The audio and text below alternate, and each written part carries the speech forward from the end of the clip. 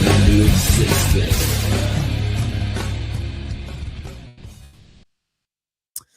All right. Good morning, ladies and gentlemen. Happy weekend. Happy Saturday.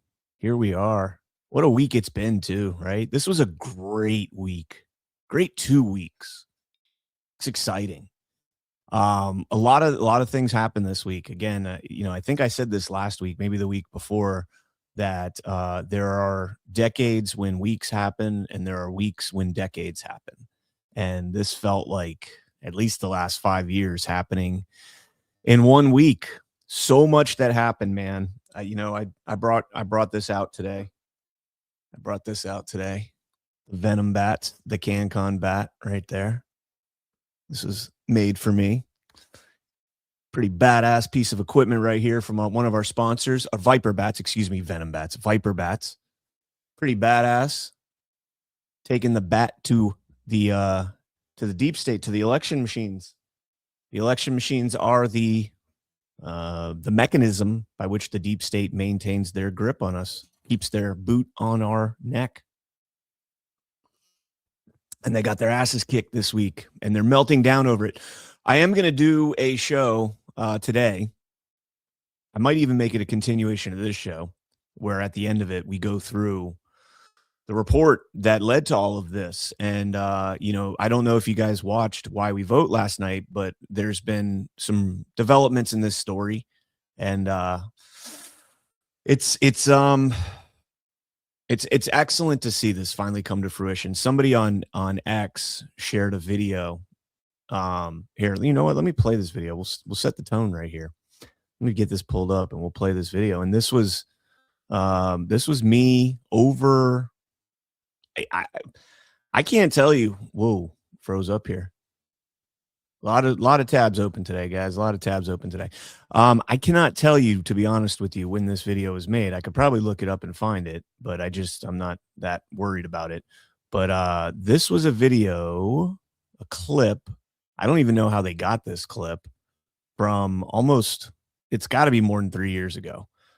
Check this out. This was me, Chris Paul, Joe Hoft, and Q out of the darkness. I've been working a ton in Georgia, Michigan, Arizona, but mainly lately in Georgia. I don't think any of you guys understand how much shit is missing in Georgia. The machine count, the first machine count, the election day ballots that they scanned that people voted in person, we don't have those ballot images. The only images we have from Georgia, from Fulton County, is the second machine count images. Now, coincidentally, the Dominion voting machines, they create, every time a ballot image is created on these ICX machines, they also create a hash validation file. So you can ensure that when you look at that ballot image, you can take that hash validation file and ensure that that ballot image has not been tampered with. Those are gone too. I mean, it's just an absolute shit show. And then they say, well, we did 3 counts. We did a machine count, a hand count, and a machine count. Well, the hand count in Curling v. Raffensperger, Philip Stark, who is no friend of the right, came out and flat out said that you can't do a hand count on this because you're counting crap. You're auditing, you're doing a risk limit on crap, you're counting crap, you don't know that these ballots line up. It's just absolutely disgusting how much they got away with. We literally have shown them Dropbox custody forms. This is related to 2,000 Mules. Dropbox chain of custody forms that are duplicated. They took a copy, scanned it, and said, this is this day and this day. The same exact document. They even tried to cancel it out and change the numbers, and they decided not to.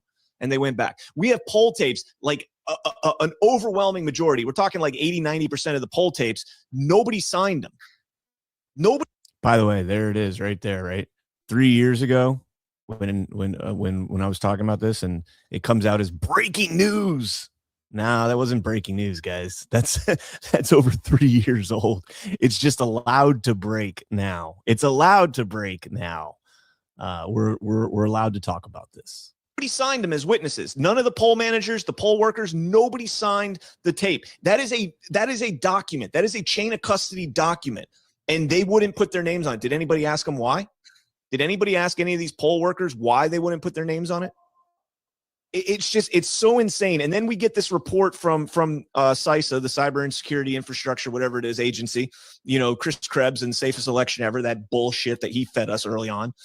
We get a letter from them after the Haldeman report, which is still sealed, by the way, because, that's the appropriate. All right, we can kind of stop there. I mean, enough of that, but you guys get the point.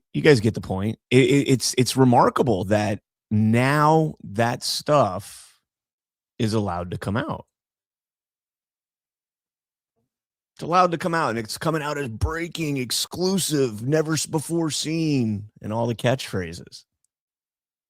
But all you guys know, I was listening last night. I was listening to Spellbreaker's Matt Trump on Badlands, and after Why We Vote, and I was shocked. He gave me 2 huge compliments coming from Matt Trump. He's a very, very intelligent person, and he said that yesterday's Why We Vote was the most exciting moment in Badlands history.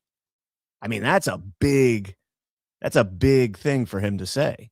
And I personally don't agree with it. I think it was a huge, huge show, a great night.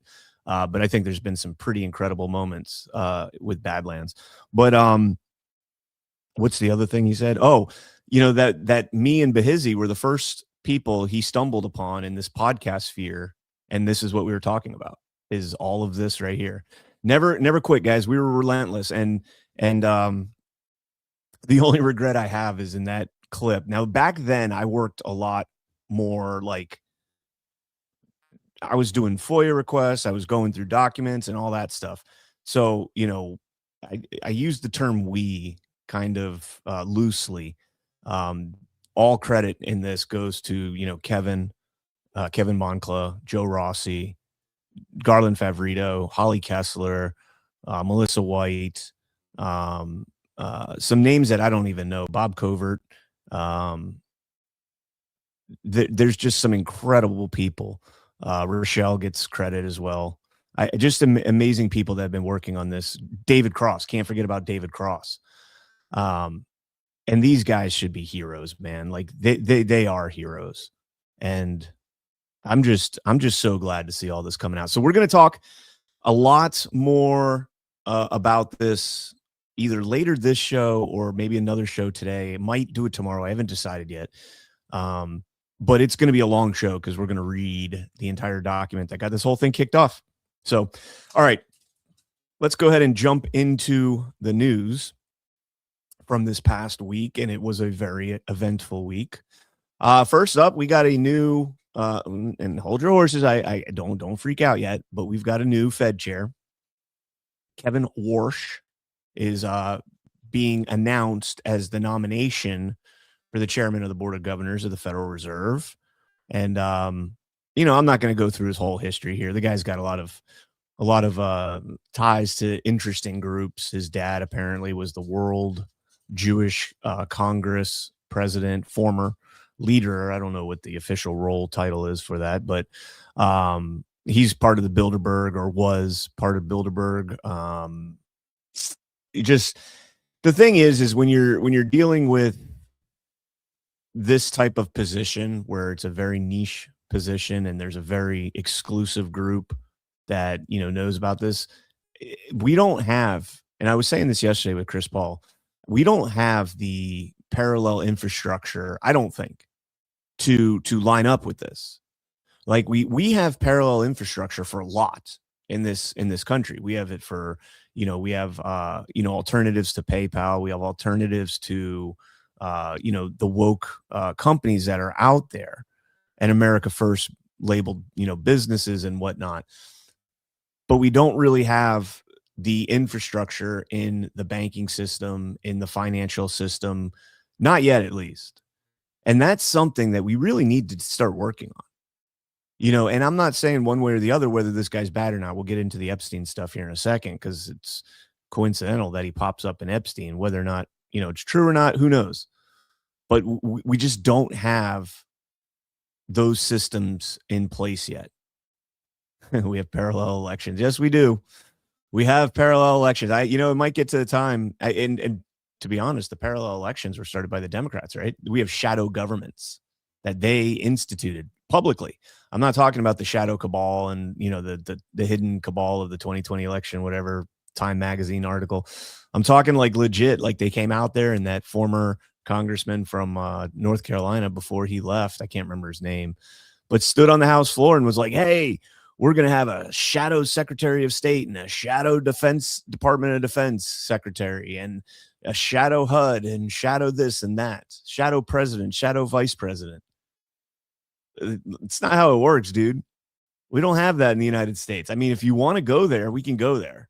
If you want to go there, I'm all for it. Let's just cut a line right down the country. Or let's just, an ultimatum. You got 10 years. If you live in a blue state and you want to be in a red state, you got 10 years to get your shit together and move, and vice versa. And then in 2025, we are the divided states of America. And I will concede the West Coast to the left and the East Coast to the right, to the conservatives, MAGA. And they could take all the rhinos out there to the left as well. You guys can go too. I'm totally kidding, but am I? I mean, there's been people talking about this, a divorce amongst this country. I don't know. I think it's all part of their objective, the color revolution. So let's start off with this Kevin Warsh guy. He had this clip. I played it yesterday. Pretty interesting. When I saw this, I was like, okay, all right, this guy's into Bitcoin. That's a good thing. That aligns with President Trump. You made reference to Bitcoin, and I thought I heard a little bit of condescension that people are buying Bitcoin and these things. But doesn't it? Charlie Munger, this is 2 or 3 years before he died, Charlie Munger attacked Bitcoin. He called it evil, in part because it would begin to undermine the Fed's ability to manage the economy. Or it could provide market discipline, or it could tell the world that things need to be fixed. Bitcoin does not make you nervous. Bitcoin does not make me nervous. I can hearken back to a dinner I had here in 2011 with someone who is another guest on your show. I won't say his name. Okay, I just did Mark Andreessen, who showed me the white paper. That was the original white paper. I wish I had understood as clearly as he did how transformative Bitcoin and this new technology would be.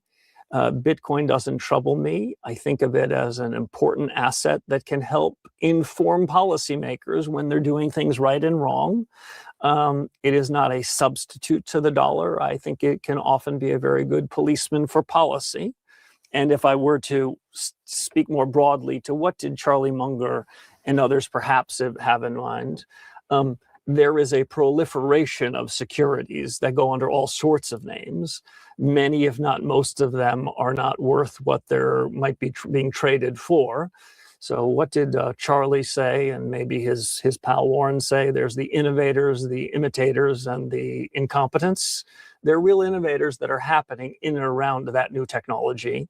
And what I would try to impart towards businesses and bankers is that the underlying technology that Mark showed me in that white paper, or tried to show me in that white paper, it's just software.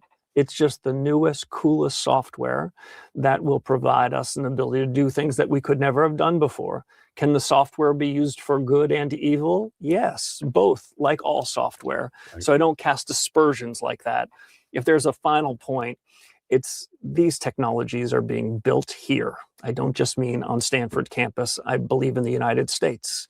And the world's most talented engineers from China and Europe and everywhere, they come to the United States even now to try to build this stuff. And my view is by building it here, that gives us an opportunity to be more productive and create something very special over the next decade. So, I mean, he's bullish on Bitcoin. That was impressive for me. I went in yesterday and bought a little bit more Bitcoin. I have, I use River. And I keep, some cash in there because they have a really good interest rate. So I keep, instead of keeping cash in a bank account, getting 0.003%, I keep it in River and I get 3.5%. And when there's a dip in Bitcoin, I'll buy a little bit more. And, so on. But I bought some more yesterday when I saw that clip, and then it got ugly. So this story came out RT put this out. New Epstein files mention Trump's nominee, Federal Reserve Chairman Kevin Warsh, in heavily redacted email dated December 21st, 2010, and sent to Jeffrey Epstein by an unknown person. Warsh is mentioned as a possible attendee at an Epstein party. St. Bart's is listed as the location for that event. And it's a little difficult to see. Let me go ahead and share this tab here. I'll zoom in and pull it up. And yeah, there it is, from jeevacation@gmail.com. That's an interesting email. I'd like to be able to look at all the emails in that one. Here's the list I sent to Harvey redacted. Probably Weinstein. Just speculating on that. How many people are with you tomorrow? Do you know redacted? Stephen Cohen next door to redacted must met him. And Larry Gogo next to Isle de France, keep me posted, redacted. Then from redacted to redacted, please look this over. I think Roman's boat is bigger than Ron Perlman's. Ron frickin' Perlman. And Roman Abramovich. Interesting. Here's a list of everyone I know that's coming down so far. Please advise where and when to screen. St. Bart's, Christmas 2010, Isle de France, Hotel Taiwana. And then you got Roman Abramovich on the boat is number 1. B is redacted. C is redacted. 2, Arthur Atchell. Arthur Sell. Have a house next to Isle de France. And then 21. So way at the bottom of the list, Kevin Warsh. House near Isle de France. Number 22 is redacted Lambert. Interesting. Raymond McGuire, Ghislaine Maxwell staying on Billy Kotick's boat. So that's from somebody to Epstein, and Ghislaine Maxwell is staying on another dude's boat. That's kind of interesting. So Abramovich was fascinating. That guy is he's a Russian oligarch, owns the Chelsea Football Club, was a mayor or a governor, in Russia early on in the 2000s, and alleged to have ties to Putin, but he denies it. He denies that he has ties to Putin, and that would kind of align with the concept of the sovereign alliance. But it is interesting that Warsh pops up in this, because this was 2010, so he was on the Fed chair board of governors at this time, I believe. I think he left in 2011. Epstein was known at this time, right? I think this was after his first trial, right? His first trial was in 2008. When was Epstein's first conviction in Florida? I'm pretty sure it was 2007, 2008. Yeah, 2008, June of 2008. So all these people are associating with him, knowing who he is. So if this is real, and again, I got to go back to what President Trump said, that this is all a hoax. And, what he means by that, we don't know. We really don't know. But, I got to take into consideration the fact that he's calling it that. And, the fact that all of a sudden it pops up today, the day that he's, named as the Fed chair, or the nomination for the Fed chair, it pops up. So who knows? I don't know. So, yeah, does anybody know when those emails were released? Did those just come out? Because if they just came out, that is damn interesting. But if they had been out for a long time, I can understand why nobody looked up Kevin Warsh. I mean, he wasn't anybody on anybody's radar that I know of. So I don't know. Damn, I looked up and looked at the chat and saw naturally Nikki say, damn, I put too much cocoa in my 1775 coffee, and I thought it said cocaine. I don't know why. Cocoa and in that close together when you glance up. I was like, whoa, that's one way to start your morning. Cocaine in your coffee. Let's not do that. Let's not do that. All right, let's jump into this story. This was a big one. Big one here. NBC News, Don Lemon released after being arrested by federal authorities following a protest in the Minnesota church service. So they finally got him. They tried before. They tried to go to a magistrate judge, Doug Nico, whose wife is in the AG's office, senior deputy attorney general or something like that in the AG's office. And, I called that out right away. I said, that's kind of nuts that, you didn't charge Don Lemon. I'm all for the free press. I think the free press is one of the most important things in this country. We don't have a free press right now. We have a captured press. We have a corrupt and a press that is, operating as the fourth arm of the government, the fourth branch of the government. I don't think anybody's really disputed that. They were supposed to be the person that stood in the gap between the people and the government, right? They were supposed to be fearless. And they were supposed to go after the truth. And that's not what they do anymore. It's not what they do anymore. This guy stood there and watched people say, we are going to go in and disrupt a religious service. A lawyer, a civil rights lawyer, who should very well know that that is against federal law to go in there and do that. And he documented it, and he live streamed it, and he gave him a platform, and he put this out there. Let's jump into this. It says Lemon was released on personal recognizance bond.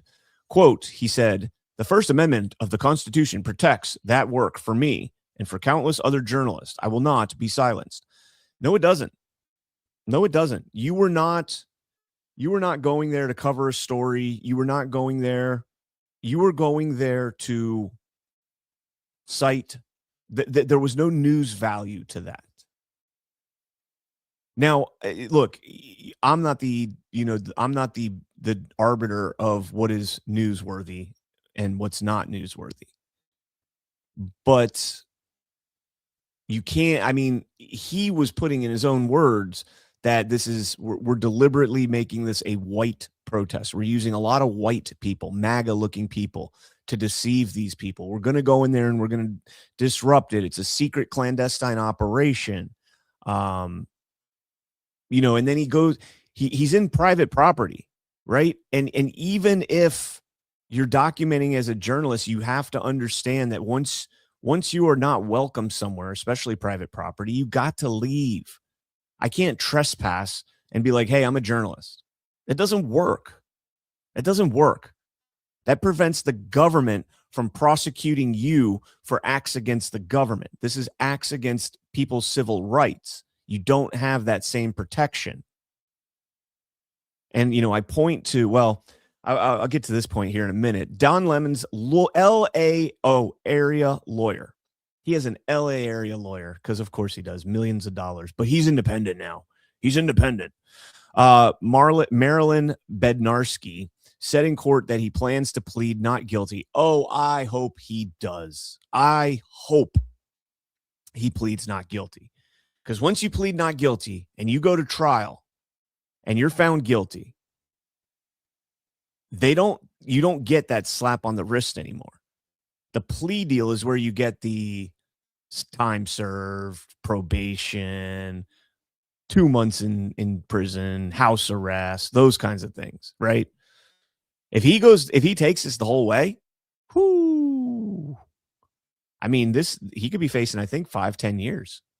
5-10 years. And I don't think it's a hard case to prosecute. We'll get into that here in a second. A federal grand jury seated in Minnesota returned the indictment on Thursday against Lemon and 8 co-defendants. The indictment charges Lemon with conspiracy against the rights of religious freedom at a place of worship and injuring, intimidating, and interfering with the exercise of rights of religious freedom at a place of worship. That's part of the FACE Act. The arrest of one of the country's most recognizable journalists. NBC News actually wrote that. The arrest of one of the country's most recognizable journalists. And I'm gonna play off of that. I'm gonna stay with that. Go with that, guys. That is detrimental to Don Lemon's case, to call him one of the most recognizable journalists. And here's why. He live streamed this. He knowingly live streamed criminal acts, federal acts against civil rights. A guy who's supposed to be a civil rights, a guy that stands up for civil rights. As a black gay man, he makes this very clear. And he goes and violates civil rights. He's one of the most recognizable journalists in the nation. So when he live streams this, millions of people are going to see it. And the idea of this was to spark an idea, to spark a reaction, to get people to do the same thing. And to counter that, you need to push down the full force and weight of the law. And I think that that's a bad look for them to call him the most recognizable journalist. I wouldn't have done that. But they're trying to make a point at the same time. They're trying to play to their audience and again, make this sound like Trump is trying to suppress the media by going after the most recognizable and the most anti-Trump and, black gay man and all the other stuff. Meanwhile, they're ignoring the fact that there was families in that church just trying to worship. That's it. Just trying to pray and hear the word of God. And they came in there deliberately trying to stop them from being able to do that. This is demonic. This is demonic. Demonstrators had gathered at the Minneapolis church on January 8th because they said its pastor works for Immigration and Customs Enforcement. Do you know how many pastors work for federal agencies? Now, some of them do some shady shit, but a lot of them work for them because they're there for counsel.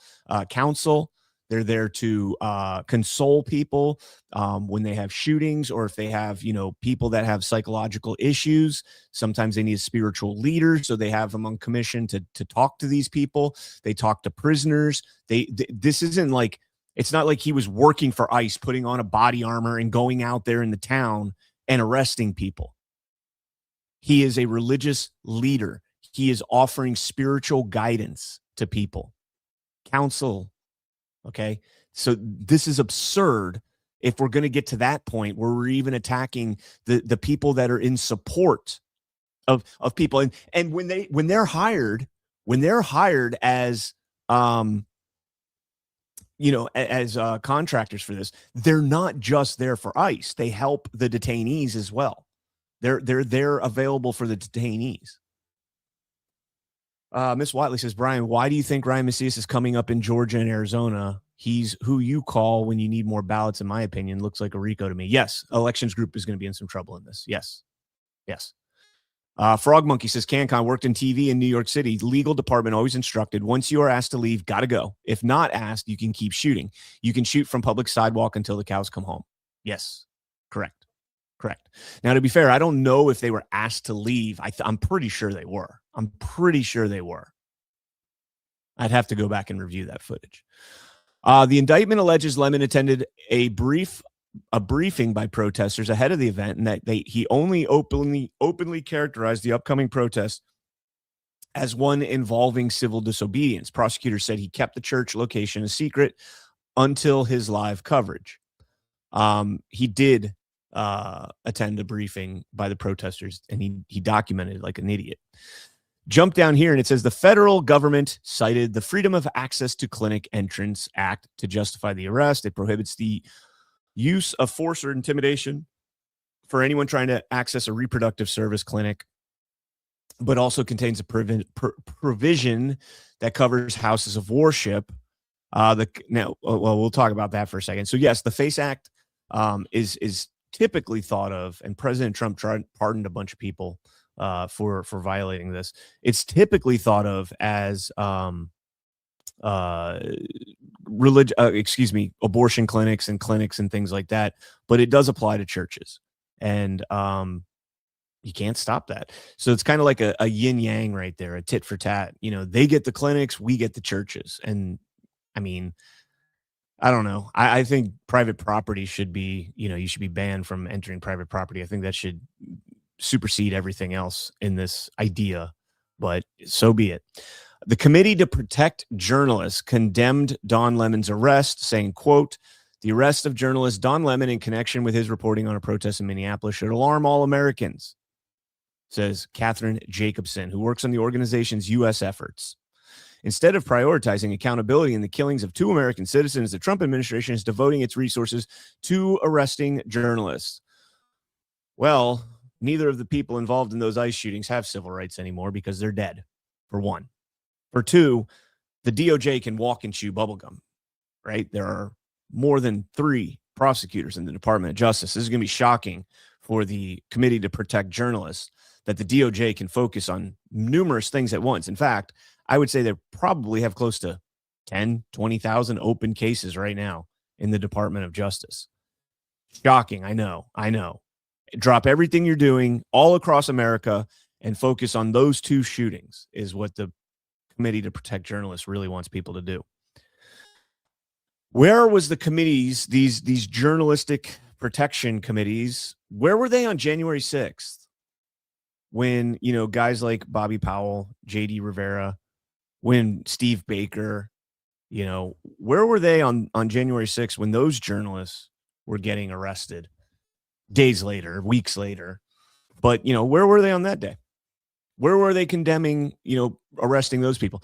They might have said something for Jaden X, who claimed to be a journalist, got off for a little while, but then turned out, he kind of shot himself in the foot by being there when Ashley Babbitt was shot, breaking windows, that kind of thing. So, yeah, the double standards, man. The media is dog shit. I know I'm preaching to the choir here, but the media is just absolute dog shit.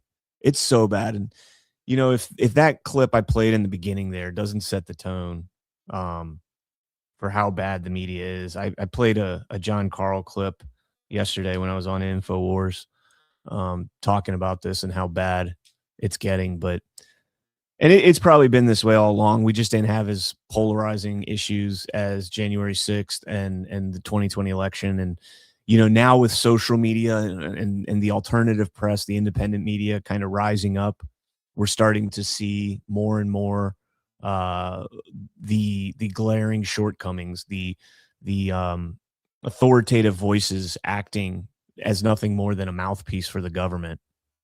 That's it. There's no accountability. I've got I've got a huge story that might be coming out here soon. I'm still working on it, but talk about being a fourth arm of the government. Nah. I'd rather go after them. Keep them accountable. That's what the media is supposed to do. The media is supposed to be that accountability buffer for our politicians, and they're not doing it. I haven't gotten any phone calls from journalists about any of the articles I've written. Funny, right? At least back in the day, once in a while, I'd get a fact check email. Somebody would be like, hey, you said this. Can you explain this? Can you give me citations on this? Can you do whatever? I mean, I've written with the Fulton County raid on top of writing about it for the last 4 years. I broke the story what the warrant was going to be. I didn't break the warrant. That was Bluestein over at AJC. But I published the warrant and then followed that up with how that relates to 2023-025, which I said before that was going to be the basis of the warrant, and 2021-181, those 2 complaints. The report, I'm going to say I wrote the first article about the actual 26 count report that we're going to read either later today or tomorrow or, up soon. Yeah, I had a draft of that report, and I read through it briefly, like the summary. The summary's fantastic. They did such a good job on that report, man. It is so fucking thorough. So thorough. Man, I am just blown away by those guys. Just absolutely blown away. Absolutely. But yeah, I broke the letter this morning of the FBI letter. I broke the story of the FBI letter that got the SAC in Atlanta terminated, relieved. I don't know if he's been fired yet. It's still kind of wishy-washy whether or not he got fired, but he's not the SAC in Atlanta anymore, special agent in charge. That is, I think, Ray Evans now. And that's another name I knew before the warrant went down, before that was done. But I didn't go public. I'm not the guy that wants to like jump out and say something and be like right away, oh, look, I got it first. And before I got my T's crossed, if I get it out there, I get it out there. But anyways, I'm enough talking about that shit. So where are we going to go now? Let's go over some of the documents. This is in the prosecution's complaint. So it says redacted entered City's church with his camera. It's Don Lemon, I would assume, recording a live broadcast. Based on my review of the video, it appears that the parishioners are confused and shocked by the agitators' conduct. Again, based on the video, agitators can be heard yelling "ICE out" and blowing whistles. Based on my training and experience, anti-ICE agitators use whistles to disrupt ICE operations and notify others of their presence. During the redacted broadcast, I'm assuming Lemon, Armstrong and Allen are observed yelling "ICE out." Kelly can also be heard yelling, "This ain't God's house. This is the house of the devil." Based on my review of Kelly's numerous social media posts, I recognize Kelly's voice on the video saying those words. Redacted can be observed walking with a winter-style jacket and hood over his head in what appears to be an attempt to conceal his identity. Several other agitators and parishioners are wearing winter-style jackets with their hoods down.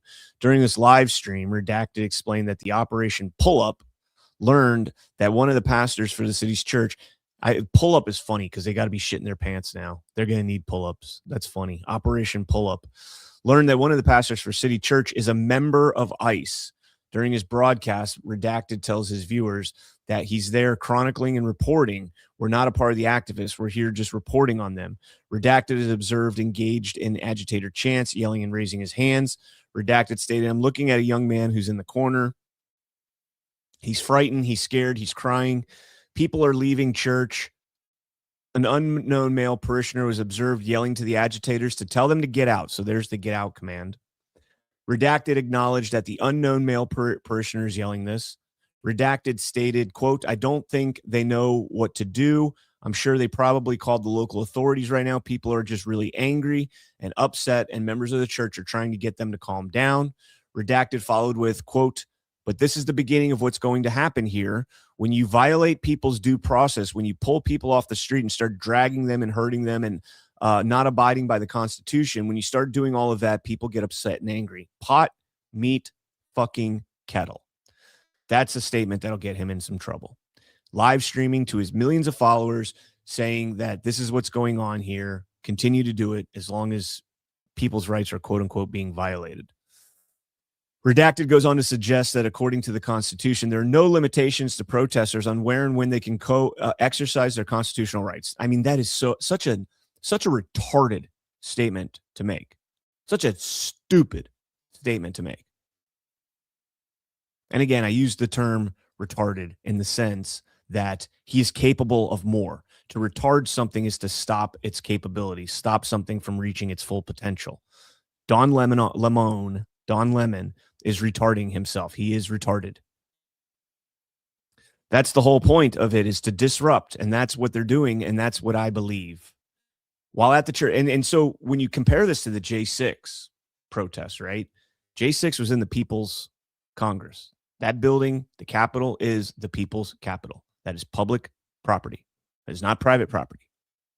A church is private property. Just keep that in mind. That's the whole point of this, is to disrupt, and that's what they're doing, and that's what I believe. While at the church, Redacted interviewed Armstrong, who stated, quote, I told Inaudible that victim one is a pastor here, and he also serves as a director of the field office of ICE in St. Paul. Does he really? Let me fact check myself, because I don't think that is the pastor of the Minnesota Church, the director of ICE in St. Paul.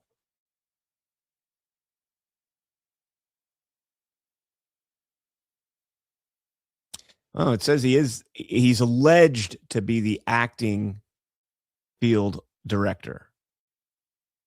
But that still does not make that, it still is a violation of the law, period.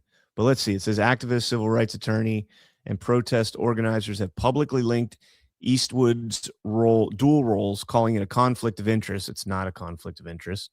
While some note no definitive public confirmation, the pastor and ICE director. Okay, so we don't even know. And this is like I said, this is the DOJ's filing on this. And it doesn't confirm it. Are you sure that Armstrong answered yes, City's church, and that's why we're here. We're demanding justice for Renee Good and letting them know that this will not stand. They cannot pretend to be a house of God while harboring someone who is directing ICE agents to wreak havoc upon our community and who killed Renee Good, who almost killed a 6-month-old baby. Enough is enough. I'm a reverend on top of being a lawyer and an activist. Doesn't matter. It does not matter. These people are insufferable. Next page here. According to SPPD, computer-aided dispatch, victim 2 broke her arm exiting the city's church office door when proceeding towards Saratoga Street. When victim 2 came out the door and was running, she slipped and broke her arm. I believe this is documented in Redacted's broadcast as described above. Per the report, victim 2 advised the SPPD that, quote, they were terrorized. Our children were weeping. College students and young women were sobbing. It was impactful, and it will take time to work through. Next document here. Victim 4 noted that after the protest began, approximately 50 members of the congregation were stuck towards the front of the church. Victim 4 informed agents the aisles are already narrow to begin with, and the agitators who occupied the center of the sanctuary made it nearly impossible for parishioners to get out and leave. Goes here, additionally, this agitator was screaming and getting in people's faces, to include women and young children.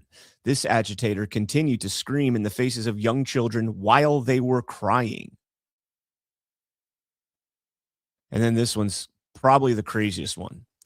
Victim 6 was scared for the agitators, that the agitators were not going to let people leave and that they were going to harm victim 1's family for harboring victim 1. Victim 6 later stated protesters followed and surrounded them in their car and would not let them leave. Victim 6 informed agents that their face is on the city's church website, and they're afraid people will try and come after their house at night. Victim 6 recalled this child stating to him, "Daddy, I thought you were going to die." Victim 6 ended the interview and concluded that his children were traumatized. And then I lied. That one's awful, right? People are fearing for their lives because of this. But this is the worst one. And this one, God forbid, incredible restraint was shown. Victim 4 informed agents that members of their parish attempted to retrieve their children from the child care area located downstairs. But the agitators were blocking the stairs, and the parents were unable to get to their children. Victim 4 recalled one agitator was threatening, aggressive, and intimidating towards parishioners. Additionally, this agitator was screaming and getting in people's faces, to include women and young children. The agitator continued to scream in the faces of young children while they were crying. That one right there would have resulted in bloodshed. I'm just going to say it. It wouldn't even have to have been, their kids, anyone else's kids. You have a mother trying to get down to her children and can't, by herself take on those agitators, but a burly 6'5" guy that's unrelated oversees this and sees people blocking a mother from her children. Bro, you will see bloodshed. That is in Florida, that would be a forcible felony. That's kidnapping. When you are actively preventing a mother from getting to her children who are located in a different area, God forbid if there's other protesters down there, who knows what they're doing to those kids. That's a line. That's a line way too far. That might be the most damning thing in this whole indictment right there. That might be the most damning thing in that whole entire indictment. The broken arm, slipping, yeah, sure. Blocking people in because the aisles aren't wide enough. Okay, sure. But yeah, blocking parents from getting to their children. So this all started because of this. This is the shooting. We've seen it 1,000 times. Play through it from here. Maybe we'll get up to right here. Maybe right here. Oh, there we go.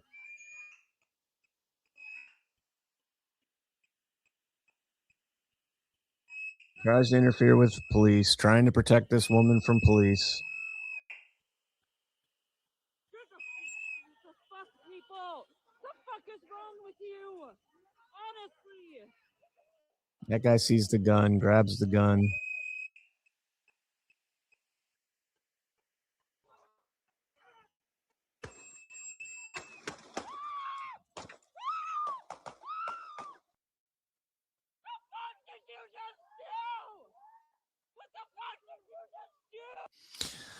All right, so there's the shooting. This is a story. Honestly. So we'll go back to here.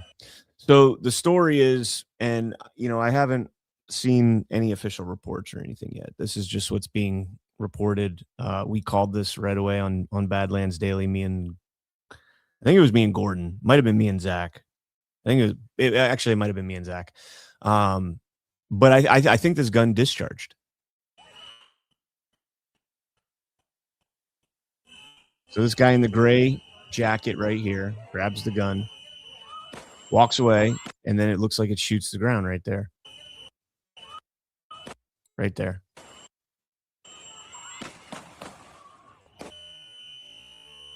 Here it is, slowed way down. We don't.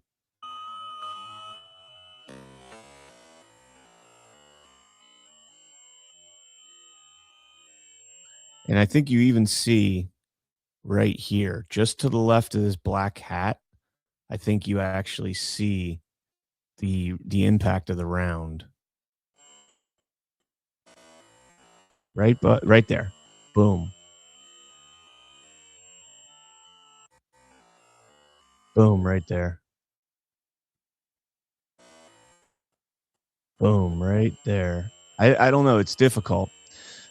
But so this obviously brought up a lot of interesting concern. I showed this picture on Daily as well, and you can see clear as day that as the guy is walking away, there's nothing in the trigger well. Let me show you guys what I mean. If you look at the shadow of the gun right there, that whole opening, that's the trigger right there. And that's the trigger well, the guard, the trigger guard. And inside the trigger well, there's nothing in there. Nothing in there. His finger is straighten off the trigger. In fact, I don't even think he's holding, if you look at this, I don't even think he's holding the gun with his hands. I think his hands are all below the trigger well. I don't have my gun here. I think his hands are below. Like, he's not holding it like with his fingers straighten off the trigger. He's holding it, the trigger's right here, like below the trigger. So I don't know. But I talked about this as well, and I'll share just a couple of these videos. But the SIG P320 that this guy was carrying is notorious for having these negligent discharge. Watch this. Like my demonstration, I want you guys. All right. Is that a fucking 320? Yep. All right. God damn it, dude. Get this gun off my range. Don't bring it back on the range. God damn. So that was a SIG P320 that was negligently discharged in a holster, goes off in the guy's holster, and you hear the instructor say, "Is that a 320?" He knows right away. Is that a 320? Get that thing off my range. Here's another one.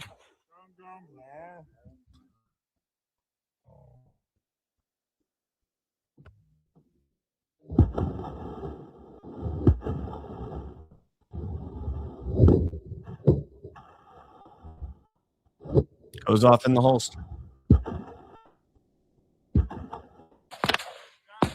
Lucky he didn't shoot himself. He might have. I don't know. We don't really see the reaction. And then the last one that I'll show you, and there's a bunch of these types of videos, guys. This isn't like a unique thing. Oh, here you go. This is a cop. He's not even handling his firearm. Watch this guy in the middle. Watch his gun in his holster.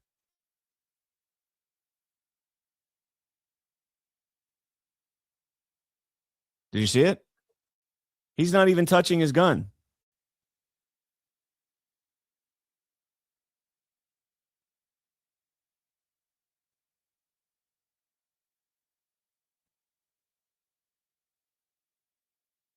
Just goes off on his own. Just randomly, gun's going to go off. SIG denies that this happens. I don't know how much more evidence you need. I mean, 3 times is enough for me. I'll never own a SIG. Glock all day, man. It sucks because we used to always make that joke. Like, I've watched my gun. It's been sitting here all day. It hasn't killed anybody. It's just been sitting there the whole time. Hasn't gone off. All right. So Alex Preddy had a interesting criminal past. This is a moment the news movement filmed on January 13th in Minneapolis, showing a man who appears to be Alex Preddy interacting with federal immigration agents 11 days before Border Patrol shot and killed him. Our footage was analyzed by the BBC, whose facial recognition technology confirmed his identity to a 97% degree of accuracy. On the morning of January 13th, our team received a tip that federal agents were blocking a street at the corner of East 36 and Park Avenue in Minneapolis. We arrived around 10:15 a.m. We saw observers shouting at the agents as they walked back to their vehicles. When they started driving away, the man kicked their taillight. An agent then got out of the vehicle, grabbed him, and pushed him to the ground. Now that completely and totally changed from, let me see if I can find the CNN story that I used before we found the before we found that. Here it is. So this was a story that was published by CNN before we knew. Immigration officers collecting personal information about protesters, documented details about Alex Preddy before he was shot. About a week before his death, he suffered a broken rib when a group of federal officers tackled him while he was protesting their attempt to detain other individuals. A memo sent earlier this month to agents temporarily assigned to the city. Well, that's not it. He stopped his car after observing ICE agents chasing what he described as a family on foot and began shouting and blowing his whistle. Preddy later told the source that 5 agents tackled him and 1 leaned on his back, an encounter that left him with a broken rib. None of that is true. You guys just watched it. There was no family that they were chasing. They were getting in their cars to leave. They had no detainees with them. They were getting in their cars to leave. He spit through their window at the officers in the front. They didn't react. Then they kicked the car. He kicked the car. They didn't react. Then he kicked the car again and broke the taillight on the car, and he reacted. Nothing they said was true. He stopped his car, meaning Preddy, stopped his car after observing ICE agents chasing what he described as a family on foot. What absolute bullshit propaganda is that? And began shouting and blowing his whistle, according to a source. That's not what happened at all. Fake news. Where is it? You are fake news. Oh, that's a little loud. You are fake news. There we go. We're gonna have to bring that button back, man. We gotta humiliate these motherfuckers. We really do. We have to humiliate these people. Oh, what else we got? We could talk about the Cam Higbee story. I think that's pretty interesting right there. But you know what? Before we do that, let's go ahead and check out a sponsor here. No, you know what? Here's what we're going to do. We're coming up on the 1 hour mark. And I'm going to give you guys fair warning again that I'm going to shut down Twitter. Okay. Excuse me. I'm going to shut down the Twitter feed, go exclusive on Rumble and YouTube at CannCon on Rumble, rumble.com/CannCon and youtube.com/CannCon actual on YouTube. For some reason, they won't give me back CannCon, which is really weird because nobody else has that handle. But yeah, so I'm going to shut down the Twitter feed here in a second. Again, admittedly, it's my own benefit. It's for my own self benefit. Trying to get people. Twitter doesn't have an API that integrates with Rumble, and so if I want to be able to make the $40 or $50 that I'll make for doing this stream, I have to have as many people on Rumble. So I'm going to shut it down. At least I'm being honest with you guys, right? There's other people that are like, I'm just going to shut it down because they're commies and they're corrupt. No, I'm just going to shut Twitter down because they don't want to cooperate with other platforms. So I'll stay on this story here, the Minneapolis thing. We will get into, I think I'll do the Fulton County stuff on this stream as well. And then I'll probably cut it out and do another, post it as a standalone video. So we'll do the whole thing here all in one fell swoop. Cam Higbee put this out. Minneapolis signal infiltrated. I have infiltrated organizational signal groups all around Minneapolis with the sole intention of tracking down federal agents and impeding, assaulting, and obstructing them. Buckle up, all will be revealed. It says each area of the city has a signal or several signals. Let's start with a screen recording of all members of the signal chat. Goes on to say that he's been inside the group for days. They have emojis to signal different types of like enforcement activities, whether mobile patrol, stationary patrol, dispatch, that kind of thing. For each occupation or shift position, protesters have to undergo training. It's unclear what training entails other than the numerous slides of instruction. I've seen it mentioned repeatedly. Who is paying for all of this? That's always the big question. You can see this is a very well organized system, very well organized, very well funded. There's people that are, just doing nothing but answering phone lines. There's people that are, out there doing foot patrols every day, constantly. We are in a color revolution of sorts. And I think it is kind of a desperation move by the quote unquote deep state, by the globalists, by the President Trump is going after him big time. And it's not just the intelligence agencies. It's not just the quote unquote deep state. He's going after the whole thing. And he's starting in the right place, by the way, with the elections. Of course, I think we all know that here. If you're listening to me, you probably think that elections are fake and gay. Just throwing that out there. Novel idea. I know some of you might not be there yet, but this is part of, the Gladio-esque color revolutions that we've conducted all over the world. Ukraine, Georgia, throughout Africa. Africa, some of the worst down there. Everybody's fighting to colonize Africa, and you basically have proxy wars being fought through African nations. Imagine what we could do, what Africa could do, not what we could do. We shouldn't be doing anything there. Other than giving money directly to their governments. If we're going to give anything, I get that. The America First concept, I totally get that. But there are a lot of resources in Africa that if we can set them up to be, manufacturers of and refiners of these resources, they can prosper, we can prosper. And that's how the world was designed to go. Instead, we send over our economic hitmen, our intelligence assets, and we rape and pillage these countries. And we do it all over the globe. It's not just, Africa. We do it in South America historically, Central America historically, and in our own country. Corporations in America are no different. They all have intelligence ties. They all have ties directly to congressmen and politicians and bureaucrats and legislators and everything else. And they all, they're not as grossly as inhumane towards American citizens, although if you consider the foods and stuff that they give us an act of violence, I would. The poisons that they're putting in our food, it's an act of violence. It's very slow, and it's not painful until you get the cancer or until you get the long-term chronic disease. But it is an act of violence against us to poison us, right? When is poisoning somebody not? But, they have their cronies in government that allow them to do these types of things. And it's a color revolution that's been going on forever. It's absolutely a color revolution. I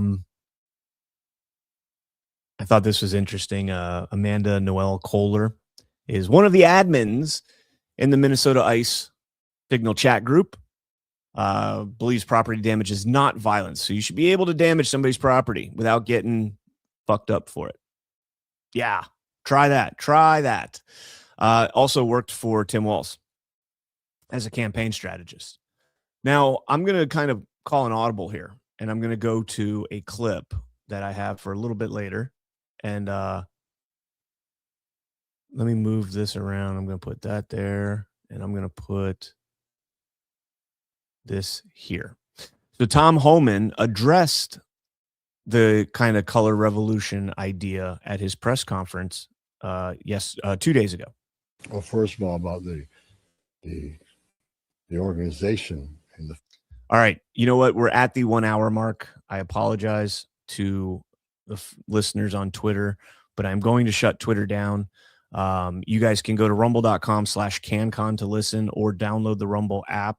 Look up CannCon, CannCon, and we're live right now. Jump over here. I do apologize. I'm trying to make this a feasible thing to be able to do this. So maybe one day X will come around and we'll be able to do it. So if you guys are over on X, thank you all so much for tuning in. If you don't switch over to YouTube or Rumble, I appreciate it. And when you get a chance, come back and listen to the back end of this when I talk about the Fulton County stuff. So, all right, take care, guys. All right. And then there was Rumble and YouTube. All right, so let's get into this clip here of Tom Homan. Well, first of all, about the organization and the funding of the attacks on ICE. I'm not going to answer a lot about that because I'm not going to show our hand, but they'll be held accountable. Justice is coming.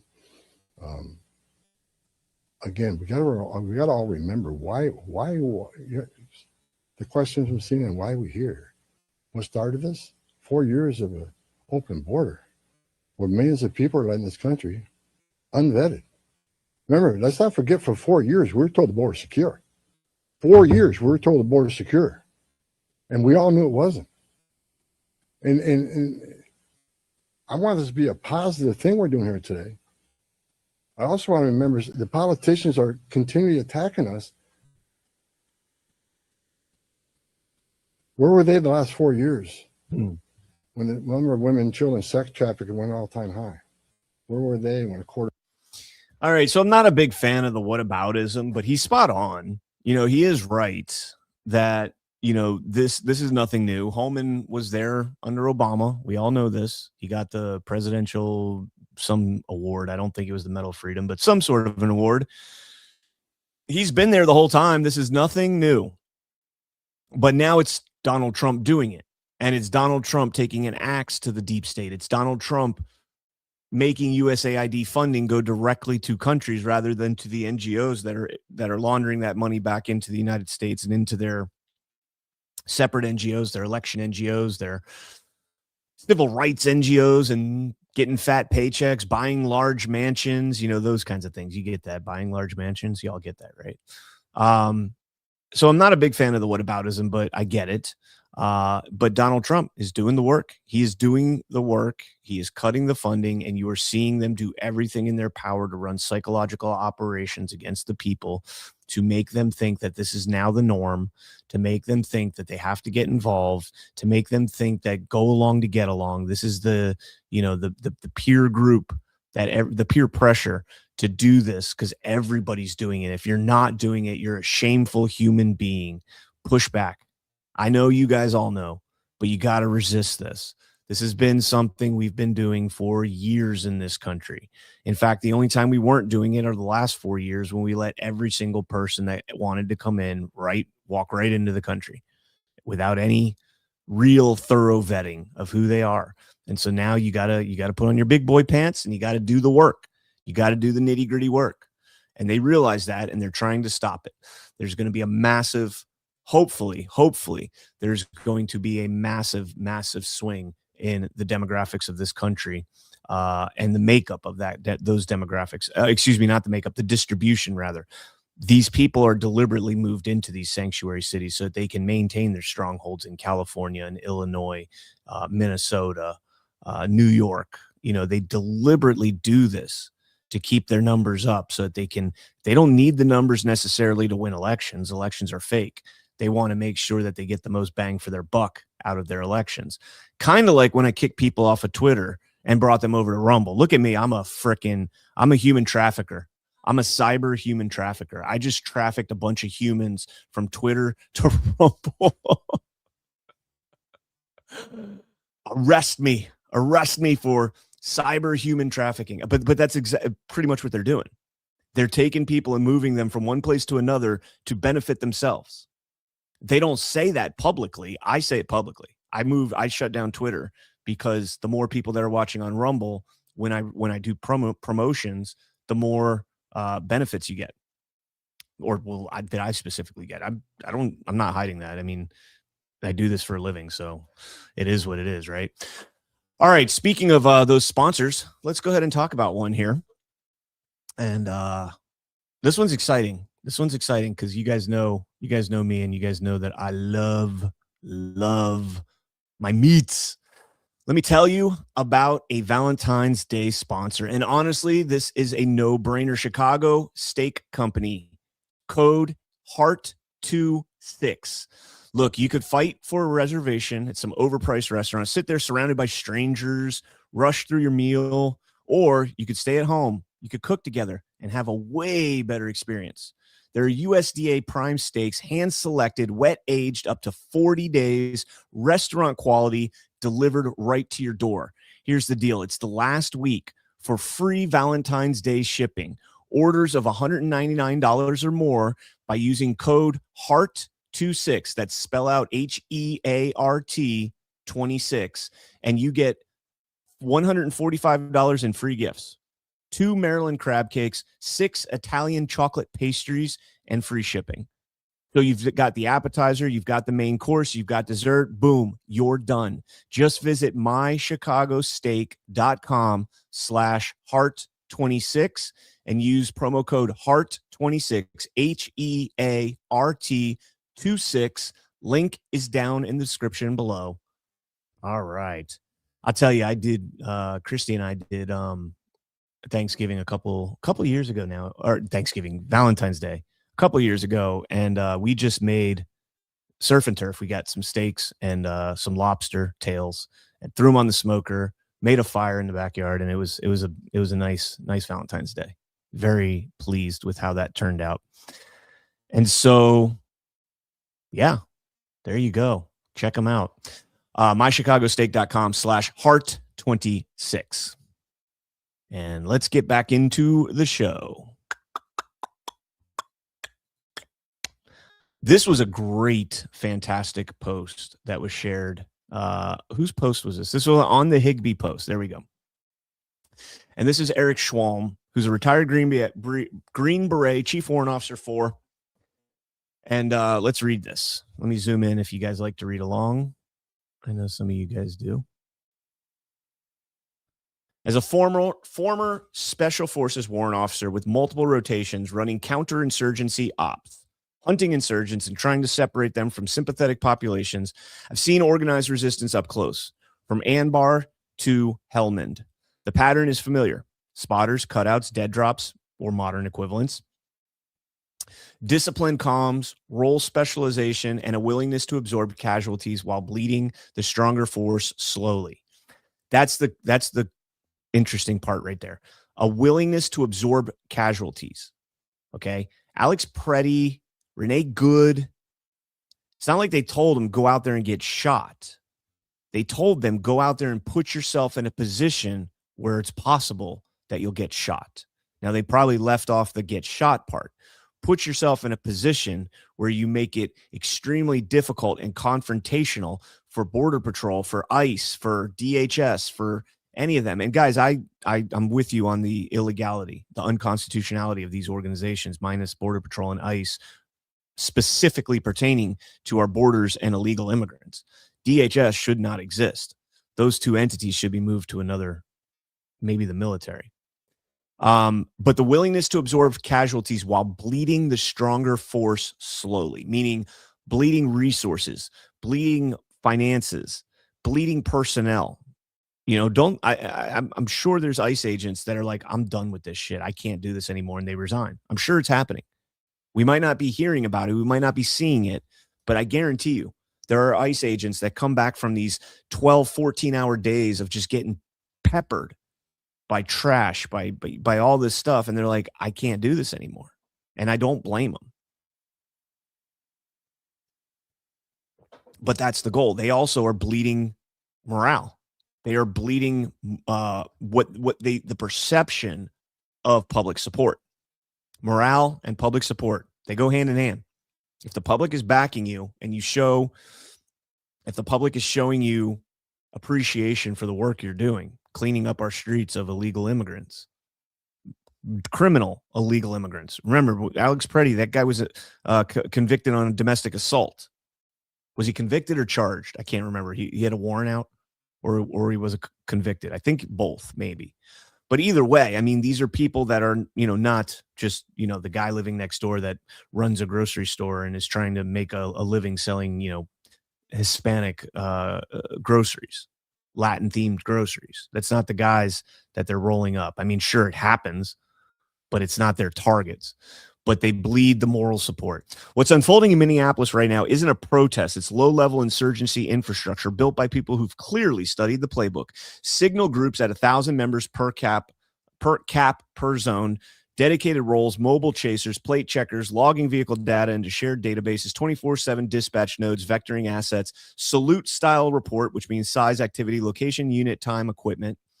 Those are military themed reports, by the way. That's a military term that we learn.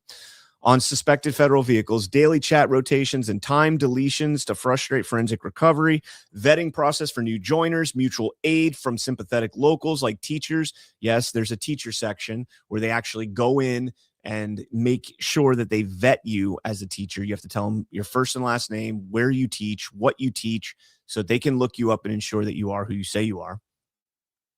Possible police department tip-offs on license plate lookups. That's concerning. Home-based coordination points, rapid escalation from observation to physical obstruction, or worse. This isn't spontaneous outrage. This is command and control with redundancy, OPSEC hygiene, and task organization that would make a special forces team sergeant nod in recognition. Replace ICE agents with occupying coalition forces, and the structure maps almost one-to-one to early-stage urban cells that we hunted in the mid-2000s. The most sobering part is it's domestic, funded, trained somewhere, and directed by people who live in the same country they're trying to paralyze law enforcement in. When your own citizens build and operate this level of parallel intelligence and rapid response network against federal officers, complete with doxing, vehicle pursuits, and harassments that's already turned lethal, you're no longer dealing with civil disobedience. You're facing a distributed resistance that's learned the lesson of successful insurgencies, stay below the kinetic threshold most of the time, force overreaction when possible, and maintain popular support through narrative, and never present a single center of gravity. Never present it. Doesn't mean it doesn't exist. I spent years, and I know you guys know what center of gravity means. It is the backbone of it. So, you could say people will argue that perhaps like the Cash Patel. I just saw the Keith Carter, and I thought Cash Patel. I don't know why. Cash Patel. Open societies.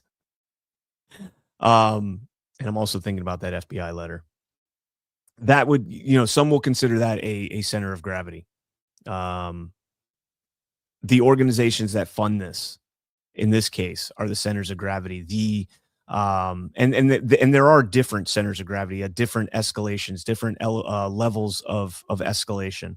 And kind of overarching would be mainly your funding mechanisms, because they're not actively on the ground doing this type of stuff. Now, you do have centers of gravity that are on the ground people, like Don Lemon, when he went after that one woman. Not after, but when he was documenting her, she could be considered a center of gravity in that particular micro scale movement, right? She's the orchestrator of that. But even her, there's a center of gravity above her. Does that make sense? I think that does, hopefully. I spent years training partner forces to dismantle exactly this kind of apparatus. Now pieces of it are standing up in American cities, enabled by elements of local government and civil society that should keep every thinking American awake at night. Stand by 1 second. Oh, man. I spent years training partner forces to dismantle exactly this kind of, I read that. Not because I want escalation, but because history shows these things don't de-escalate on their own once their infrastructure exists and the cadre believe that they're winning the information war. We either recognize what we're actually looking at, or we pretend it's still just activism until the structure hardens and spreads. Your call, America. But from where I sit, this isn't January 2026 politics anymore. It's phase one of something we've spent decades trying to keep off of our soil. That is so freaking well said. So well said. All right. Let's go ahead and play this clip just because I thought this clip was absolutely fantastic. I love this clip so much because it's hilarious. Kevin O'Leary's reaction on this is priceless. More, there's a reason why we have not seen a resurgence of the Proud Boys. And that is because I believe a lot of them are likely made ICE officers. Again, I've said this on the show before, I've not seen any deep dive reporting into who these people are, but they certainly adopt a lot of the ideology, a lot of the tactics, a lot of the violent tactics, a lot of the wearing masks, and it sounds a lot like their founder, what they initially put out. And so because Stephen Miller backtracks, I don't really care. I wonder about all the incidents that are not caught on videotape. I wonder about all the people who are sitting in detention centers right now as we sit here, who are malnourished, who are without life-saving medication, children who have been kidnapped. Did you just say ICE officers are militia? Yes, have you not been paying attention? Yeah, I they think certainly you're mirror stretching the a little Gestapo. bit. That's very. I don't think I'm stretching anything. I think we have seen, That's what we have well, not seen, what we have not seen are actually gang members committing this is violence. a What we federal have seen are mandate. ICE agents You're hold on one pushing second. that a little bit But there. Tiffany, That's you're saying way that offside. based, you're just making a supposition here. There's no concrete evidence.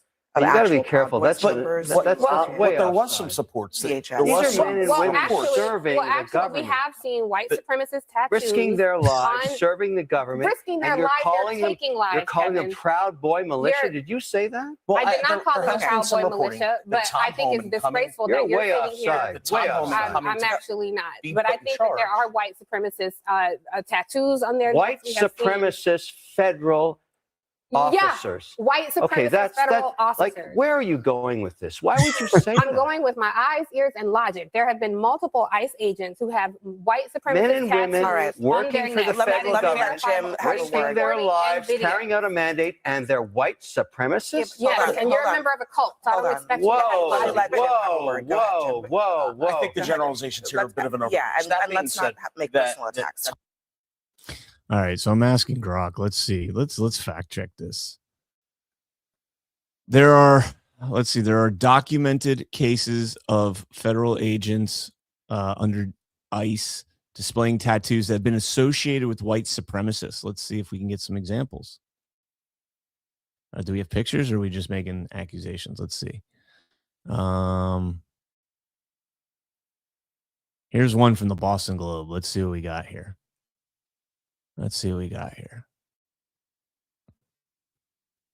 Oh, of course you're going to be. No, I don't want this. I don't want this. Come on. I just want to see the white supremacist tattoos.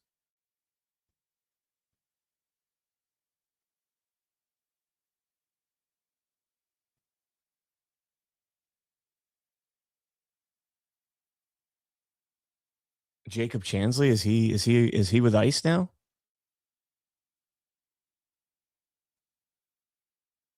Are you fucking kidding me? What, a tattoo of a Norse symbol of the afterlife. Oh my God. Oh my God. Oh, a Norse symbol of the afterlife, now closely associated with white supremacist groups, is visible on a federal agent who participated in last week's immigration raid. Ugh. Isn't that closer to like the pedophile symbol, actually? Here. Is that really where we're at? Like, that is what we're calling a white supremacist tattoo? What? Hold on, let me see. Oh, because the ADL says it. That's why. Oh. White supremacists, particularly racist Odinists. Odin, like Odin, god of gods, I think, have appropriate. This is Valkyrie, this is Nordic culture. Not saying from a Christian standpoint, not saying that. Some white supremacists, particularly racist Odinists, have appropriated the Valk knot as a racist symbol. Let's see the origin of the Valk knot. That's what it's called. The Valk knot is a knot of the slain. An Old Norse symbol often represented the afterlife in carvings and in designs. Here it is. The Valk nut, as they call it, is an ancient Norse symbol consisting of 3 interlocked triangles, often interpreted as the knot of the slain or knot of fallen warriors. So it's just a military tattoo. The guy was probably in the military. That's white. You're racist. You were in the military. That's like guys getting the kill bracelets. You know, they get bracelets with the guys' names on them. I used to have a couple. It's like getting your MOS tattooed on you or the Eagle, Globe, and Anchor. How far are we from the Eagle, Globe, and Anchor being tattooed means you're a racist? Like, that's, geez. Kevin O'Leary, good job, though. I love his pushback. Yeah, I don't know that that's where you want to go with this. Let me just go to his pushback again, because this is just the best pushback ever. Officers are militia. Yes, have you not been paying attention? Yeah, I they think you're certainly mirror stretching that a the little Gestapo. bit. You know, that's very. Yeah, I think you're stretching that a little bit. Really, now you're going to call federal agents white supremacist tattoo? White supremacists? That's what we're going. I love it. Speaking of, really bizarre tattoos. All I want to do is defeat my enemies. And anyone who sides with this administration is my enemy. They are the enemy of this democracy. They are the enemy of this country. They're enemy of the people who have compassion and empathy for their neighbors. They need to be destroyed, dismantled, and dismissed from our country. You know, Need to be dismantled and dismissed from our country because you don't agree with their political ideology. Michael Fagone. Big old Fagone. He's a big Fagone. This type of rhetoric, man, is getting launched because of morons like that woman on CNN saying that this is an ICE that is full of white supremacists and militia, Proud Boys militia. Zero evidence to back that up. CNN allows that to go on. Thankfully, you've got Kevin O'Leary there to push back on it and say, man, what in the hell are you talking about? Remember 2 weeks ago when Scott Jennings went after that young kid for saying that, well, Donald Trump is a member of a major child trafficking network. And Jennings just looks at, I think it was Jake Tapper, or maybe it was Abby Phillips, and like, you're just going to let that go? You're just going to let them say that without any proof whatsoever of that? We need more accountability for this type of shit. The media is so fucking awful. It is so unbelievably awful. And the worst part is that conservatives watch Fox News and think they're somehow watching something better. They watch Fox News and they get the same thing. It's just, it placates to them, or it plays to them. It doesn't placate to them. It plays to them. Fox placates to them, appears to be with them and everything else. And there's a few that I think are good. Jesse Waters, pretty good, right? Kind of filled in for Tucker, who I know there's a lot of people that don't, but I still like Tucker. Gutfeld, he's funny. Makes a good point using comedy. But I mean, outside of him, I mean, Bill Maloogian does some good journalism, but Hannity can F all the way off. You know, Levin, of course, you know. But people will listen to them and they will think that they are the truth. The same way lefties listen to Abby Phillips and Jake Tapper and Don Lemon and think that they're the truth. And they're dumb pieces of poop. That's what they are. They are partisan pieces of poop. Cannot hate those people enough. Check this guy out. This is totally legal, guys. See, I've been fully activated. I'm going to head back east. We need to go to DC. Shit needs to get done. Here's the thing that I need for protesters and everyone to start realizing, okay? We're at war. The protests are over.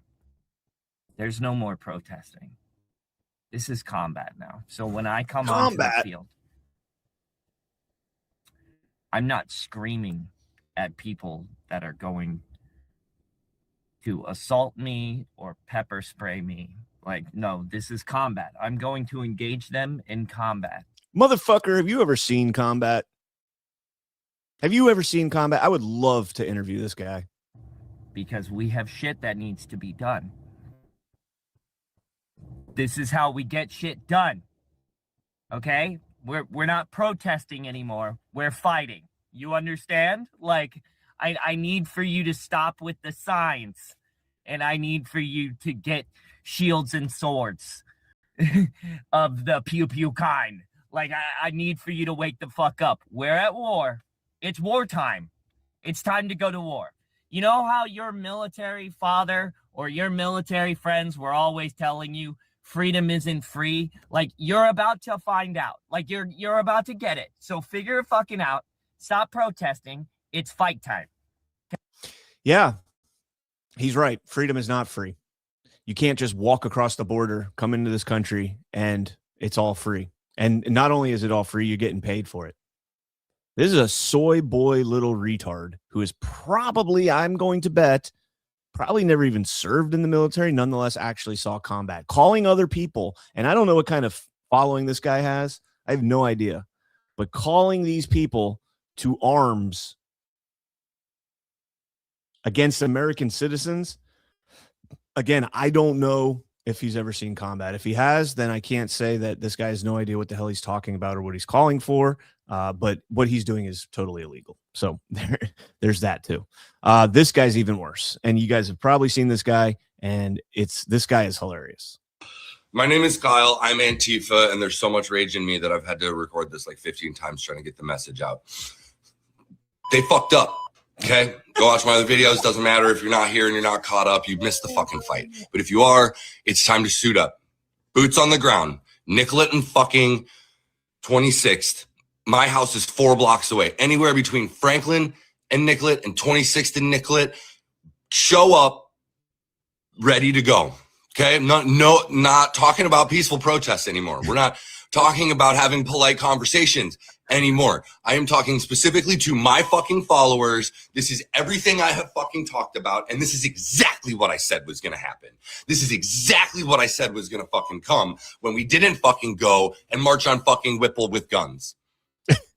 Sorry, but welcome to America 2026, where Second Amendment is the only thing that's going to keep you fucking protected from literal fucking Nazi gunmen that are killing innocent people in the street with impunity.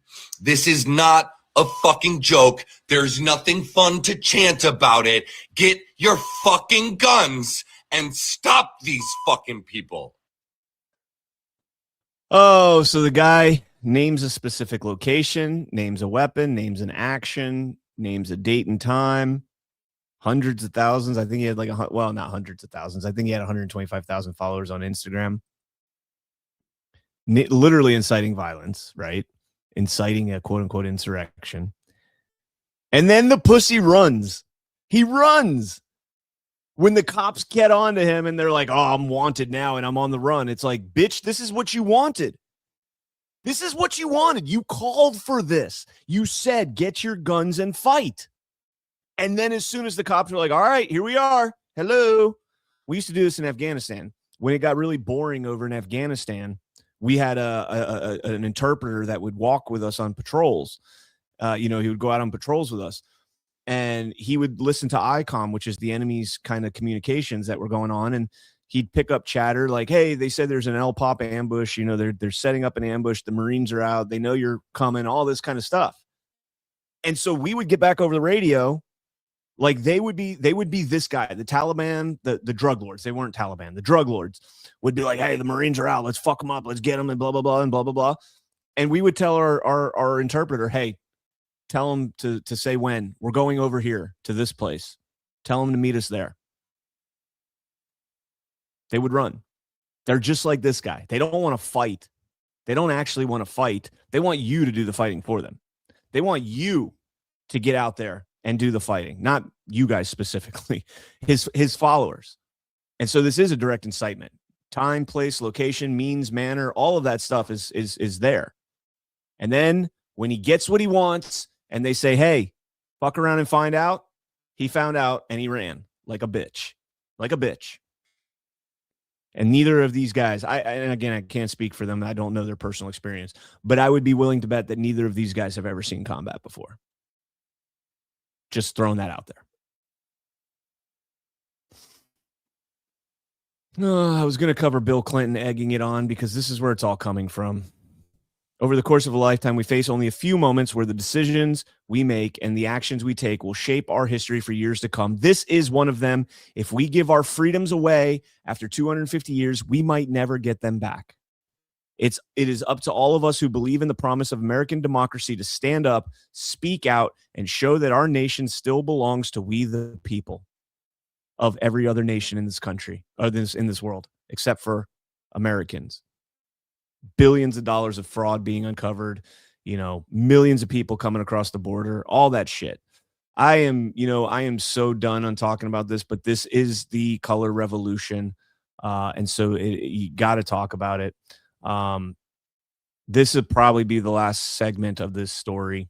Ilhan Omar was almost assassinated, guys. I don't know if you saw this, but she almost got assassinated.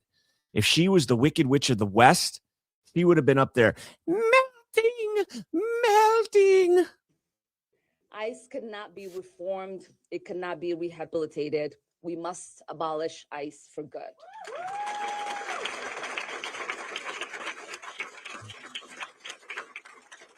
And DHS Secretary Kristi Noem must resign or face impeachment.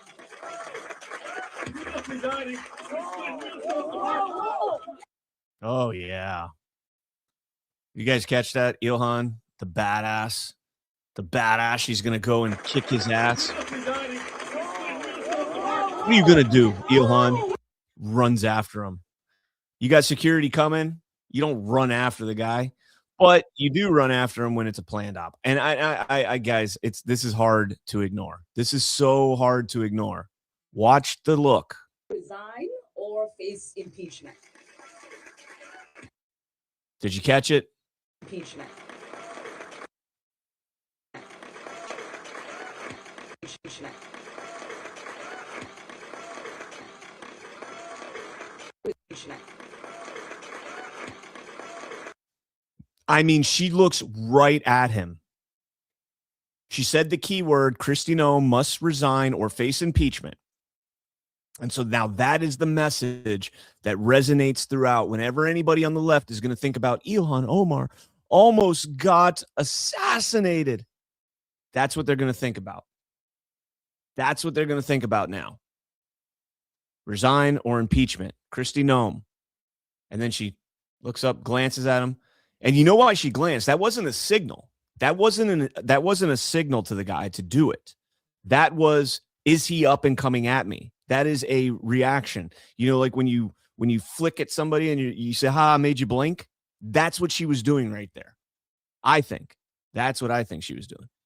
She does the glance up real quick. Like, is he moving? Do I have to prepare? I'm about to get sprayed with vinegar. It smells like shit. Yeah, by the way, it's vinegar. I would have believed it was real if it was like somebody had said bacon grease in the chat, I think yesterday.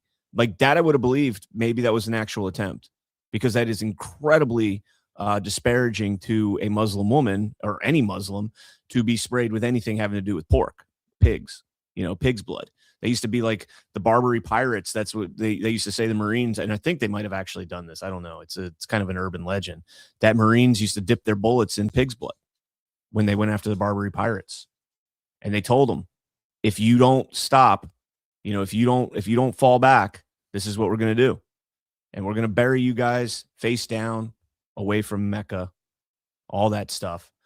Anyways, the point is I think it was staged. Now, why would they have staged it? Well, again, I think this is some absolutely incredible work that was done here by Benny Johnson, actually. Give credit where credit's due. Let's check this out. Just investigated Ilhan Omar's official financial disclosures, and what I found was so dark and criminal. I don't know how she gets out of this without going to jail. Have a look at this. Here's Ilhan Omar's financial disclosure from the Congressional Record, year 2023. I want to bring your attention to this company right down here, Est Crew LLC. This is a winery in Santa Rosa, California. It's not doing that well. The total value of the winery is listed at $15,000, and Ilhan Omar's barely making any money off of it at all. Hardly enough to pay a parking ticket. Okay, that's fine. Nothing really mysterious there. Businesses fail all the time. But go ahead and look at her filing for 2024, and you'll find that Est Crew Winery, the same company in the same location, is now worth $5 million. That's incredible, up from $15,000. That is a hell of a business. And now Ilhan Omar's making enough to pay rent. So this must be one of the most successful companies ever. Let's go ahead and check in on this winery. You know, maybe we could buy some wine. I like wine. Why not? Let's see if we can buy some Est Crew Winery. Here's Est Crew's social media Facebook page. You'll see here that the last post, oh no, was in 2023. Wasn't this the year that they were supposed to, go really big and make Ilhan Omar millions of dollars? Same thing on their Instagram, and they don't have an X. So let's go ahead and check their official website. What is Est Crew? We are winemakers and memory curators. Okay, Est Crew Winery has a bunch of brands that's led by these people, creators of eye-catching labels. So I'm sure I can go and get some of their wine, right? Well, they don't have any activities here, so maybe I can just go to their location and buy some of their wines, or maybe give them a call. Let's try and go to their location here. This is the Google Street View of Est Crew Winery, and what you'll find here is an empty parking lot. Doesn't actually look like an operational business. Certainly isn't the same name. So, okay, let's go ahead and give them a call. See if maybe they pick up. Let's go ahead and call the number on the webpage. Let's go ahead and give them a call and find out. Oh no, user busy. Let's try. Okay. Well, I've done this like 20 times today. Okay, so that didn't work. Is there any wine in this wine company? Is there anything about wine? Because I see like stuff about events, but like, what is this exactly? Aren't you supposed to sell wine at your wine company? Where are your wines? Oh, there are no wines. You wanna know why? Because this is a fake company. Ilhan Omar's husband accused of swindling investors in their California winery. They stole millions from cannabis growers. You can see here's the lawsuit right here, saying that Tim Minette, who's Ilhan Omar's third husband, no relation, swindled his investors and defrauded them. How did Minette get this relationship? Well, the current Attorney General of Minnesota, Keith Ellison, used to work for him. Isn't that curious? Keith Ellison, same guy who refuses to look into any of the Somali fraud. So this company was sued for being a fraudulent company. And the New York Post says the exact same thing, as the House is now probing the mystery of Ilhan Omar's skyrocketing wealth. All right, we can kind of cut that there, but that's pretty fascinating. Now, we talked about this a couple weeks ago, the explosive growth of the Minette's business, the winery, Ilhan Omar's, $42 in her bank account to $42 million. That is a hell of an accomplishment for someone that's making $173,000 a year. That is a hell of a damn business right there. I need to go into Congress. I'll be a millionaire, and all I got to do is, no, I'm just totally kidding. I would never in a million years do that. I would go in there, and I would be the Tim Burchett's if I ran. What do I mean by that? I would be this guy, Tim Burchett. Again, Benny Johnson. So I don't have half the following. I don't have a tenth of the following of Benny Johnson, so I don't get the cool interviews, but this would be an interview I would like to get, Tim Burchett. Marjorie Taylor Greene had us in there in a building that was basically empty. That was the people that were supposed to be overseeing our real estate. And I asked the question, are members of Congress owning real estate? And the guys that are being rented to the federal government in Washington, D.C. And the guy said, yeah, they are. And it stopped right there. Nothing. And that should have been the beginning of it. And that's where I'm going to be a little different. I'm going to be on the front end of it. It's not going to be sexy, and hopefully the screaming will be back and forth because that's just the nature of politics. But we're going to eliminate that, and we're going to eliminate the corruption that has infiltrated our committee system. You are, as Doge chairman, going to pick up the ball and continue the work when it comes to what seems like a massive scandal, which are big federal buildings owned by members of Congress that are leased out to the federal government. I mean, private buildings owned by members of Congress, leased back to the federal government.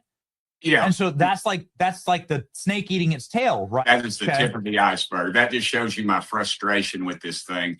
I mean, anywhere you look, we've got to not be the shotgun approach, because that's where we'll be neutralized. We got to focus in on just a few things. The first thing, I think we'll have something around IRS time. What's the big complaint with the IRS? Outside the fact they're stealing your money, is that you can't ever get to them.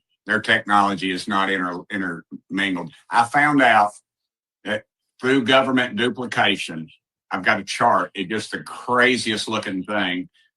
And it shows, and my staff has uncovered basically over $1 trillion of just simple duplication within these departments that nobody is willing to tackle. It's not sexy, but we're going to tackle it. And we're going to show it to the American public. And hopefully they'll back us when we go to change the structure of government. And that is the tip of the iceberg. That just shows you my frustration with this thing. I mean, anywhere you look, it's we've got to not be the shotgun approach, because that's where we'll be neutralized. We got to focus in on just a few things. The first thing, I think we'll have something around IRS time. What's the big complaint with the IRS, outside of the fact they're stealing your money, is that you can't ever get to them. Their technology is not intermingled. I found out that through government duplication, I've got a chart. It's just the craziest looking thing. And it shows, and my staff has uncovered basically over $1 trillion of just simple duplication within these departments that nobody is willing to tackle. All right, so he starts repeating it there. When we saw the Ilhan Omar clip, I forgot who I was on with, but I said, this is probably the reason that nobody wants to really point this out and go crazy on this, other than, the partisan clips that they get of them saying, oh, she's worth this. Okay, well, do something about it, right? The law enforcement agencies won't go after them, nobody. And I think the reason for that is because they're all corrupt in it. Like, you could easily, I don't know, you could easily remove her from her seat. You could easily open an ethics investigation. Maybe they have, maybe. But they're all complicit in this. In some way, some form or fashion. Nobody goes to DC and remains unscathed from the corruption and this. Maybe some people, maybe 5. Maybe 5 or 6 people have gone there and had nothing come out of it. But it's funny because after we said that about the Ilhan Omar winery scandal and all the other scandals that she's involved with, Burchett comes out on Benny Johnson the next day and is talking about that scandal right there. Federal buildings rented from congressmen and women. And you got to wonder when Doge came out and said these buildings are empty, but we're paying billions of dollars to rent these empty buildings and they don't look like they've been used in forever. You got to wonder if Congress just appropriates this money and says, hey, you need an extra building. Okay, we'll get you an extra building. And, hey, if you lease this building using your appropriations, and if you lease this specific building, might be a boat in it for you, or a new car, or your agency will get a little bit more money for, vacation and benefits, or whatever the case might be. I don't know. I'm wondering if Doge, what we're seeing now is the gradual rollout, the slow rollout of Doge's findings. And they told us what they found early on, but they didn't tell us what it necessarily meant, right? We got a lot about the SNAP. We got a lot about the Medicaid and Medicare. We got a lot about Social Security. We got a lot about federal employment and federal workers that don't exist. Wait for that one to come back up again, right? Remember that one. Federal workers that don't exist. How big of a scandal is that going to be when we find out that federal employees created other employees and were somehow receiving their compensation and their benefits? Somebody was, whether it was the bureaucrats themselves, the Congress themselves, contractors, who knows?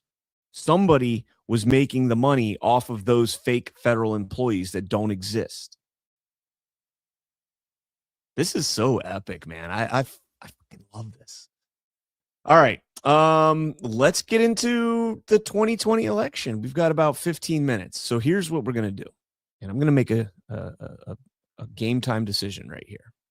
I'm not going to read that document today. I do actually have some work to do today. I've got a massive story that I got to try and get cleared. We're talking huge, huge. So I'll do that tomorrow afternoon. No, maybe not. Maybe not. Hold on.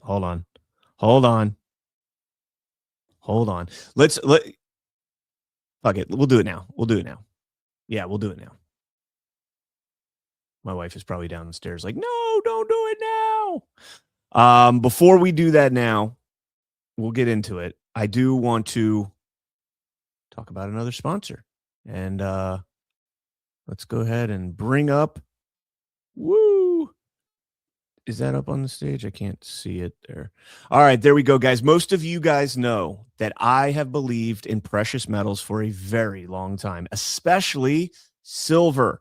I've said that over and over and over again for years now. But whether you lean silver, gold, or both, the issue right now is purchasing power. That's the part that people miss. Everything costs more. Groceries, utilities, insurance, and that same retirement money, well, it doesn't stretch like people think it does. A lot of retirement accounts are still tied completely to paper assets, stocks, bonds, dollars. That's fine until the purchasing power keeps getting chipped away at year after year after year. Then people realize they're more exposed than they thought. That's why some people look at gold and silver inside retirement accounts, not to trade, not to speculate, but just to diversify a portion and reduce your risk. If you want to understand how gold and silver IRAs actually work, the rules, the structure, what you can and can't do, there's a company called Augusta Precious Metals that focuses on education first. No hype, no pressure. This stays inside your IRA or your 401k. There's no taxes, no penalties. You're not moving anything. You're just learning how this works. If you want to dig into it, click the link in the description below or text CannCon, CANNCON, to 35052 to get your free gold and silver IRA guide. Again, click the link below or text CannCon to 35052 and get your free gold and silver IRA guide. Get informed first and then decide if this makes sense for you. All right. And I told you guys, silver's my thing, man. I love the silver. And you guys can click the link down below, text CannCon to 35052. And I'll put a banner up here. Boom. There we go. I'll put that banner up there for a little bit. So yeah, there we go. Let's get into the Georgia news. Oh, that's not the Georgia news. This is the Georgia news. Stand by.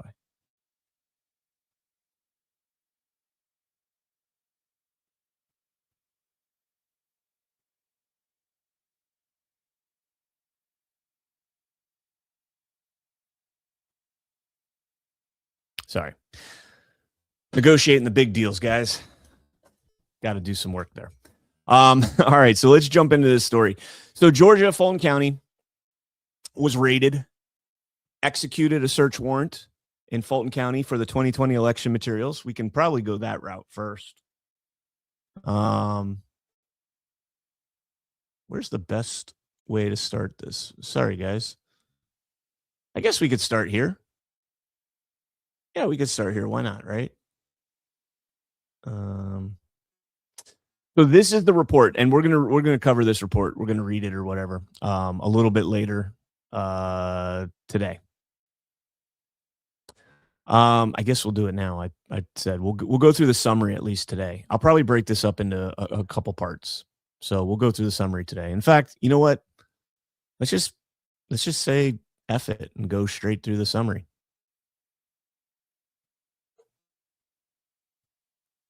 Everybody is melting down about this. So here it is. This is a report. Want to attribute it properly. Rochelle Kabarek. I can't say that last name, and I should know how to say that last name. Bob Covert, David Cross, Philip Davis, Garland Favorito, Joe Maralda, Kevin Moncla, Joseph Rossi, Melissa White, and others have contributed to this report. All right, and it lays out 26 counts of election fraud. And here we go. We'll go ahead and start reading through this. Comprehensive overview. Now, this, to be clear, I'm going to put this in the chat down below. Let me put a chat thing up here real quick. You are listening to the report that allegedly was the basis of the FBI search warrant in Fulton County. And we'll scroll that across the bottom and boom. All right, so there we go. On the morning of November 4th, 2020, when ballots were still being scanned, Secretary of State Raffensperger appeared on the Today Show. The secretary said that a record 4.7 million Georgia voters cast a ballot for the November 3rd election, and only 2% of the ballots were left to count. At the time, President Trump was in the lead by 103,705 votes. And according to the secretary, there were only approximately 94,000 votes left to count, 0.02 of 4.7 million. He did not believe the outcome could change with the number of ballots remaining, saying, quote, "We don't guess. What we do is report. We can see where the candidates are right now in both presidential, congressional, senatorial. When you look at how many votes are out there, even if one candidate got 100%, it wouldn't probably be enough to move it one way or the other." His logic was as sound and certain as mathematical facts because the Secretary of State maintains the database through which all voters are verified and credited for voting in real time. He would have known precisely the total number of ballots that had been received.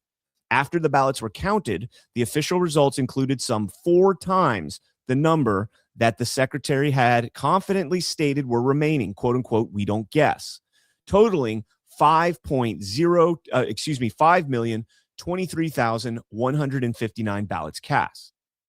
The outcome of the presidential contest did change, and so did control of the United States Senate. At the time of this writing, no explanation has been provided to justify the additional 300,000 fate-changing ballots. Fulton County's number of absentee ballots doubled from approximately 74,000 ballots at the time polls closed on Election Day to approximately 148,000 ballots when the ballots were finally counted. The surreptitious last-minute order of over 1 million extra absentee ballots without envelopes and too late to mail cannot be ignored. The number of absentee ballots doubled from Election Day at midnight to the time the ballots were finally counted.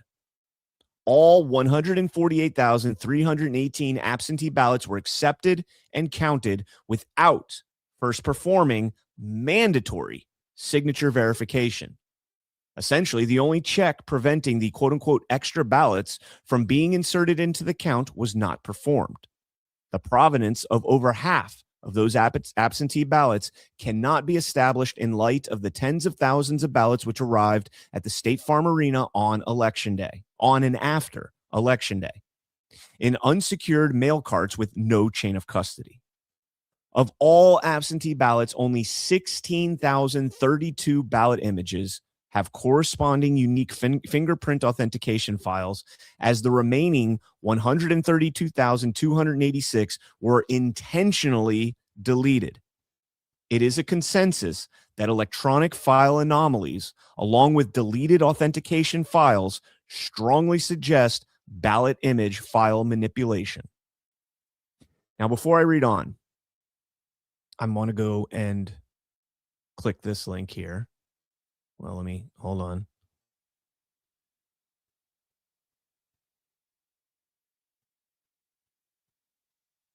I want to play this for you because this is a fascinating video clip, and I'll show you why. So this was the now famous. Let's get back to our. This is the now famous Brad Raffensperger clip. Okay, and I'm going to stop it at a certain point here where I think something very interesting happens. Election coverage and another check of the electoral map. Check those 9 states out in gray. Still at this hour, undecided. The presidential race hanging in the balance. They're counting ballots as we speak. That's right. And one of the states that's a squeaker, state that Joe Biden had high hopes late in the game of flipping this election, but we shall see, is Georgia. And that state's Secretary of State, Brad Raffensperger, is with us now. Mr. Secretary, good morning on a busy morning. I guess the big question is, Hoda? Yeah, we want to know, when are we going to get your votes? When are we going to find out who's won your state? Well, we have about 2% left to go. We had great success yesterday. We had 4.7 million voters that voted, record breaker for us, beats the 4.1 in 2016. We also had average wait time of only 2 minutes, statewide average. We have about 2% left to go. And you can see where we are right now with the results that have been reported. I don't think it'll change any of the outcomes, but that's what really people that make those predictions do. What we'll do is get. Well, that was interesting, though. We were just. Okay. That's notable, but that's not the point that I'm trying to make here. The reason that that's notable is because he's making a very bold statement right there. A statement so bold that it's the overview of this report. Okay, so go back 10 seconds and listen again. With the results that have been reported, I don't think it'll change any of the outcomes, but that's what really people that make those predictions do. What we'll do is get. Well, that was interesting, though. We were just getting to the good part there because the Secretary of State said they got. Now, was there another cut in there? Like, is this live programming? Because Savannah, that's her name, right? Savannah Guthrie, I think. Yeah, I think so. Like, she's not like that. Looks like a jump cut. That's what really people that make those predictions do. What we'll do is get. Well, that was interesting, though. We were just getting to the good part there because the Secretary of State said they got 2% left to count, Chuck, but he did not think it would change the outcome. That's interesting. But then he deferred to the prognosticators, which I think is over to you. Then he referred to the prognosticators. So the Secretary of State deferred to USA Today or today.com, whatever the frick their mainstream garbage outlet is. Oh, yeah, the Secretary of State, the trusted official, the authoritative source, he's deferring to you guys. Look, I can just tell you what our models say, and it's where those counties are. They are heavily Democratic counties, and it's the Atlanta numbers. So it is going to shrink. Perhaps, if I were an arbiter of an election result, I wouldn't want to be the one saying, yes, and when we count the vote, it'll change the result. I think his job is to be the umpire. No, so he didn't say, Raffensperger didn't say, yes, when we count the vote, it'll change the result. He said the opposite. Yes, when we count the vote, it's not going to change the result. It can't change the result. Trump is up 103,000. There's only 94,000 ballots outstanding. We know this because we're tracking it. That is our job. This is after the election, right? This is quite a bit after the election, the next day. He knows how many votes there are. Well, let's ask Mr. Secretary. Can you hear me now? You just were saying something. I'm getting phone bombed or something. Oh, okay. Well, fair. You're a busy guy. You're probably all your friends wanting to know the same thing we want to know, which is when is Georgia going to report its results?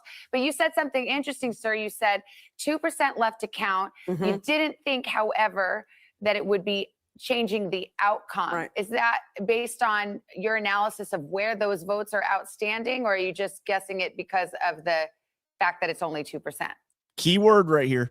Are you just guessing it? We don't guess. What we do is report. We just see where the candidates are right now. We don't guess. We just report.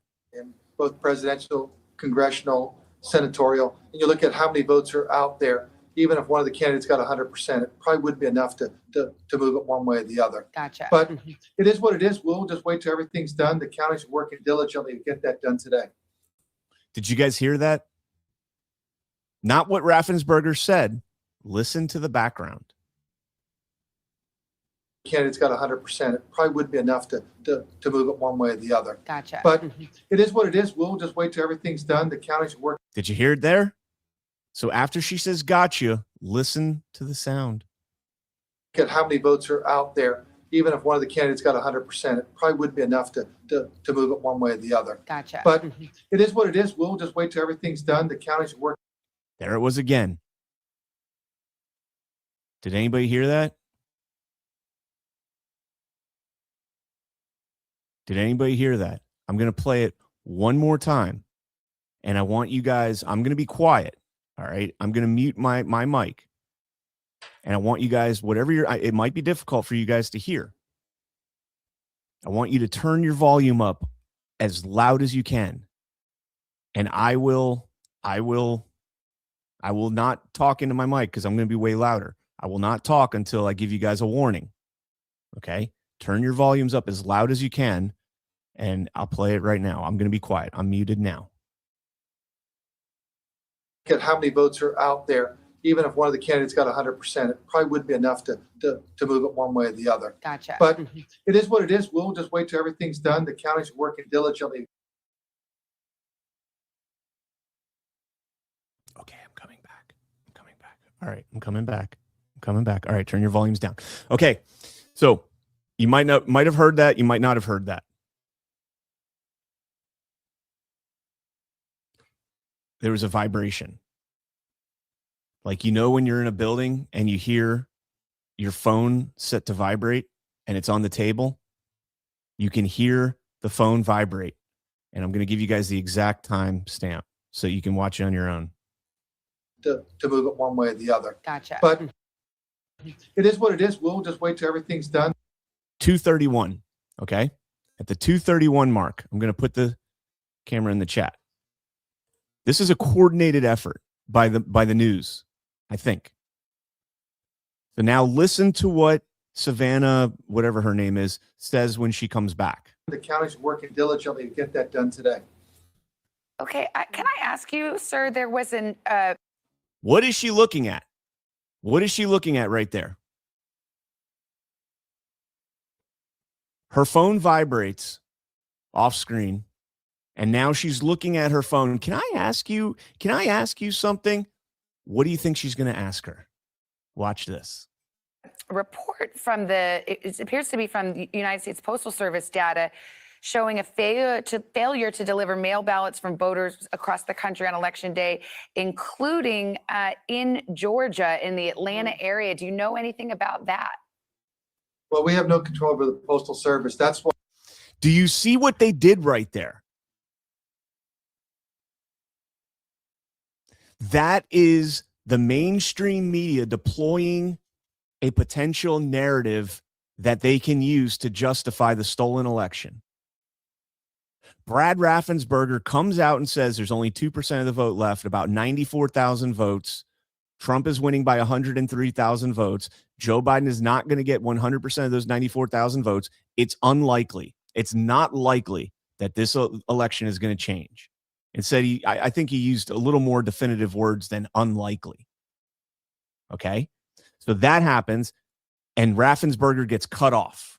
Gets cut off, and they go straight to Chuck Todd, and Chuck Todd sits there and says, well, I'm just looking at the map, and there is potential that this could happen. There is potential that Joe Biden could still win this. I'm just looking at the map, and these are heavily Democrat areas, blah, blah, blah.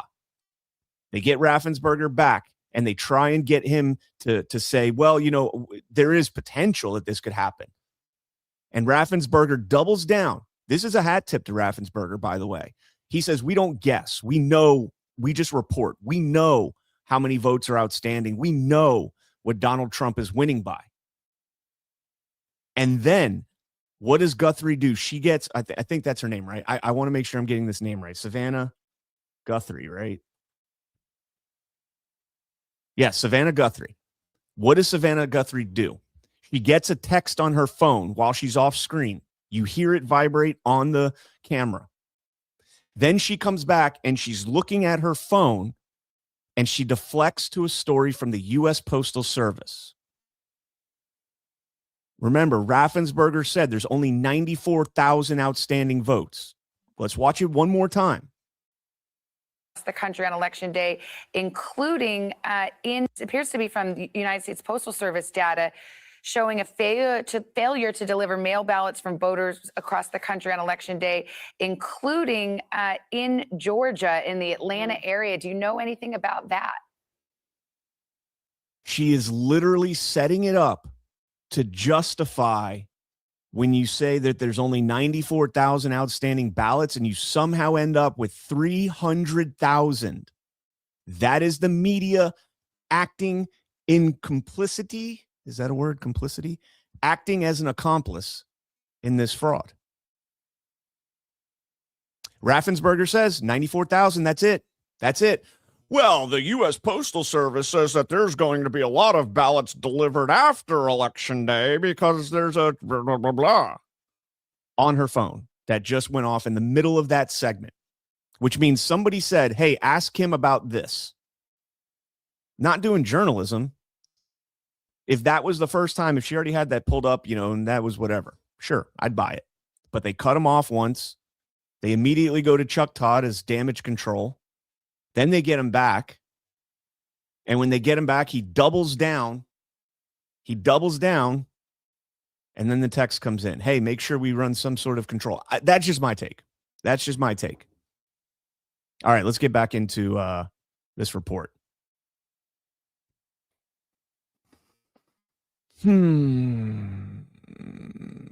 Fulton County has no digital record for all votes cast in person. Let me read that again. Fulton County has no digital record for all votes cast in person. 376,863 ballot images were destroyed. The official returns, tabulator closing tapes for all tabulators used for early voting, voting's approximate 316,000 ballots are prima facie fraudulent, invalid, and uncertified. None of the statutorily required accounting and chain of custody records exist to support the entirety of early voting. There are only 9 zero tapes for the 148 tabulators utilized for advanced voting. All 138 closing tapes are fraudulent, invalid, and do not bear the serial number, or identity of the machines used to actually scan the ballots. There are no daily recap sheets. There are no numbered lists of voters, no poll pad check-in lists, all required by Georgia law. No record exists for the 315,000 ballots counted for advanced voting. Fulton County's hand count / audit results were shown to be falsely padded with 6,691 fictitious ballots and votes. Claims which the governor's office recreated, corroborated, and referred to the state election board. A number more than half of the margin of victory from only the absentee ballots of one county. Half the margin of victory from only absentee ballots and in only one county. It has now been established that Fulton County knew of the errors at the time and concealed the same for 2 years while State Election Board 2021-181 was investigated by the governor's office and the State Election Board. Another 13,000 vote discrepancies were found when the hand count / audit results were compared to the official returns for early voting. A verifiable total of 19,691 votes, nearly twice the margin of victory, are in conflict with the November 3rd results. Fulton County chose not to perform absentee ballot signature verification at all, rejecting a total of only 6 of 148,000 ballots. 6 out of 148,000. What's that? What does that mathematically equate to? Let me see.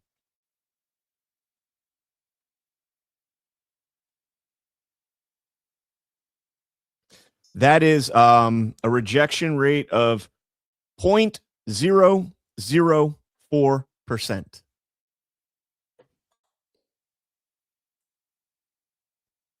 0.004%.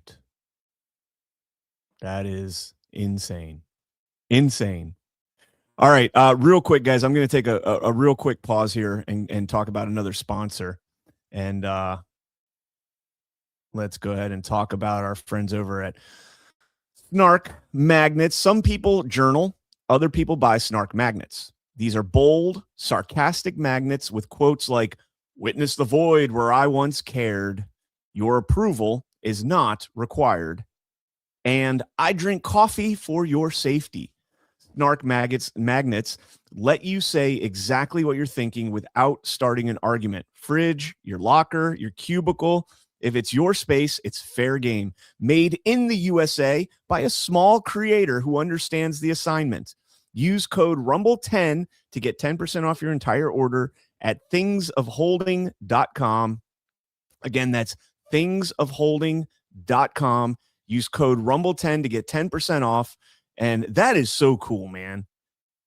Like that, I got a lot of respect for that, man. I can see this. A small creator found a little niche, a way to make, some money. And he's making these badass magnets that you can like stick. I've got magnets on all over my studio. Just little things that I love that, man. That reminds me of, when I started the last company I owned before I did this. And I used to, do airbrushing and all that, but I found a niche. And my niche was Yeti tumblers. And I made all these Yeti tumblers. You guys see me drinking out of them. I used to make those. I'd airbrush them and do all that stuff. And I sold a hell of a lot of them. A lot. I mean, I was selling shit. I was doing like 60 to 70 a week. And during Christmas, I was working 20-hour days doing them nonstop. And so I got a lot of respect for that. I'm going to buy some magnets after this and put them in my studio and everywhere. My refrigerator, all over the place. So check them out. Thingstohold.com. Was that? Let me make sure that was right. Yes, thingsofholding.com. Promo code RUMBLE10. Check them out. Support a small American business. It's always a good thing. All right, let's get back into the story. All right.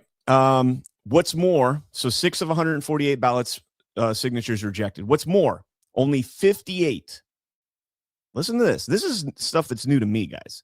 Only 58 of Georgia's 159 counties rejected any ballots for signature mismatch, with an actual statewide total number of ballots rejected for signature mismatch of 525 out of 1.3 million. Let me see what that rejection rate is. 525 divided by 1.3 million, 0.040. Yeah, 0.04% of ballots were rejected. So Fulton County, other places had more. But 101 counties had perfect mail-in ballots. Not one single ballot where somebody forgot to put a signature or somebody just put an X. None of that happened anywhere in 101 counties. Get the bleep out of here. Nobody tried to steal one of these universal mail-in ballots and send it off voting for somebody else. No, that didn't happen. The Secretary of State refused to perform a ballot envelope signature audit of Fulton County as he promised the president, instead substituting it with Cobb County. The token exercise occurred behind closed doors, and the president's attorneys were prohibited from observing it. Now, that's one that and I'm going off on my own little tangent here, but that's one that has a lot of controversy around it because a lot of people, they know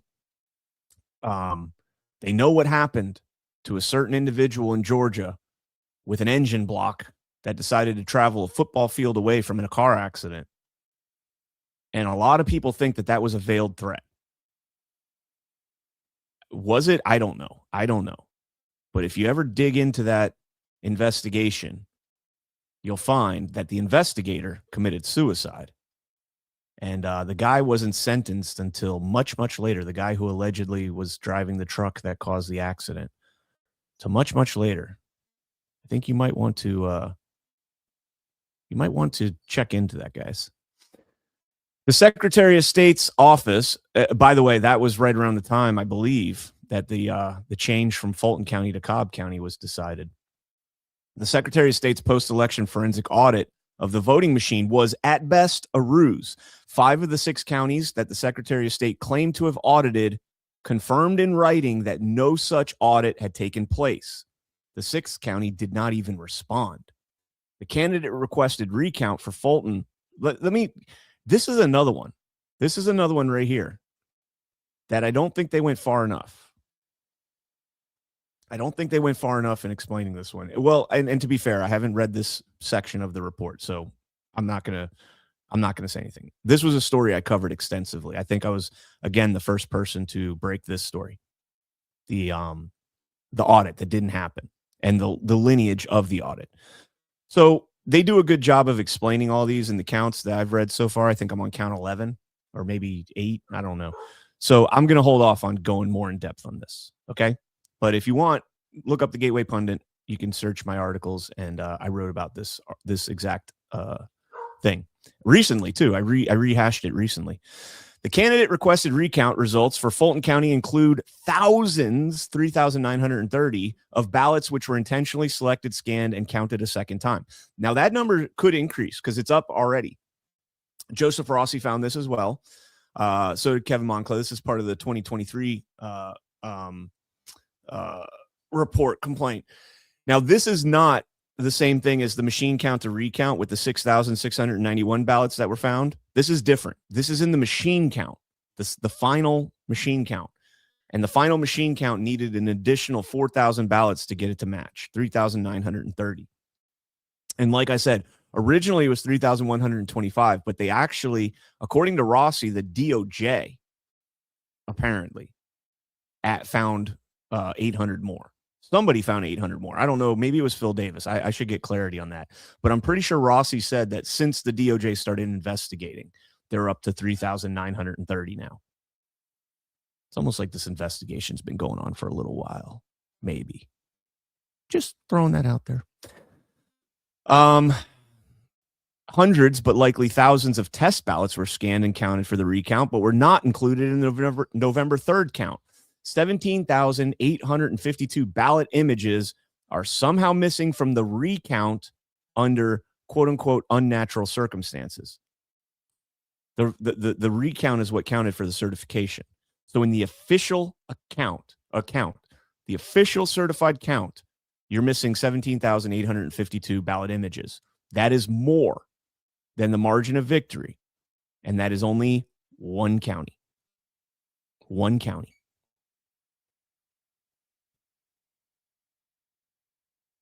Let me take a quick break here and jump in the chat and see what's going on here. All right. All right. Spotes will put the chat out for all my articles. Thank you, Spotes. Appreciate that. All right. Chat's good. Let's go ahead and jump back in. Absentee voting. Like most of the country, Fulton County saw a meteoric surge in absentee voting due to the pandemic, with a total of 148,318 absentee ballots.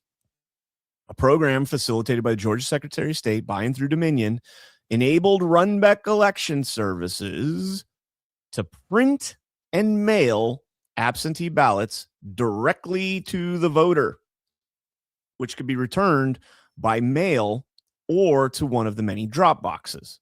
Georgia law mandated that election officials compare the signatures of the absentee ballot oath envelopes against the signatures on file. This process involves certifying the ballot envelope if the signature matched and rejecting it if it did not. Therefore, only a signature match would provide election officials with the statutory authority to process the corresponding absentee ballot. Again, I said this last night, I think, on Why We Vote, that I am learning new stuff by reading this report, because I did not know, or at least I forgot, and I buried it deep somewhere in my brain. I probably read this at some point. I did not know that Runbeck mailed ballots directly to voters in Fulton County, in Georgia. I did not know that. I thought that they just bought the ballots from them and, they shipped them out to the counties, and then the counties were responsible for mailing them out, but they didn't. And they probably said something like, oh, it's going to save us money in the long run because you don't have to ship it twice, once to the county and then the county goes out. So they probably said, this is going to save us money. In no world ever should a private company be involved in directly submitting ballots to voters without the government as a go-between, as a check and balance in that process. Or in the case of Maricopa County, should they ever be sent back to that private company and stored at that private company? I don't give a fuck. I was going to say shit, but I think that's worthy of a fuck. I don't give a fuck what that company says, anything. I wouldn't even care if they had a 24-hour live stream of the ballots under security, which they did not have. In fact, they fought when people sued to try and get their security footage, calling them a government contractor. This was part of the Cyber Ninjas thing, because Cyber Ninjas did have to hand over their communications under FOIA as a government contractor. Runbeck did not. That's a huge problem for me. Fulton County willfully chose not to perform signature verification. Doing so, some 148,000 ballots that did not meet statutory defined requisites, but disregarded and circumvented a critical anti-fraud mechanism put in place by the legislature. The massive increase in absentee voting made the quote-unquote failure exceptionally egregious, as the potential for exploitation and injury were proportionally enlarged. Unfortunately, the threat was not limited to just the pool of absentee ballots requested by voters.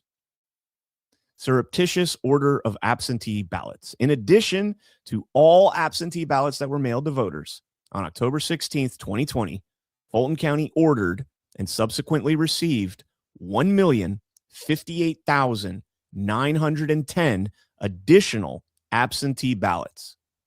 For reference, that's nearly double the 528,777 total number of ballots cast, and 7 times the 148,000 absentee ballots cast for November 3rd general election. So they ordered double the total number of ballots cast. Now remember, a big chunk of the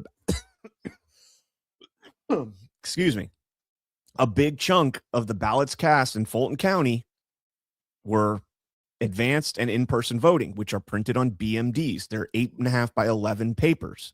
They're printed. They're not the ballots that were shipped. The ballots that were shipped are the same as the 148,000.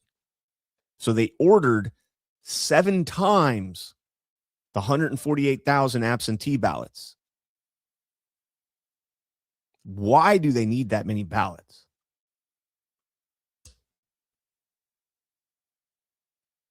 All right. The ballots were ordered without envelopes and without stubs, which are required if they're used as emergency provisional ballots. Now, that's important because that's the claim that they made. They made the claim that we had to make sure we had enough ballots in case our machines didn't work because of the COVID outbreak. And so we ordered these just as a fail-safe, right, as a backup plan. But we ordered way more than we needed.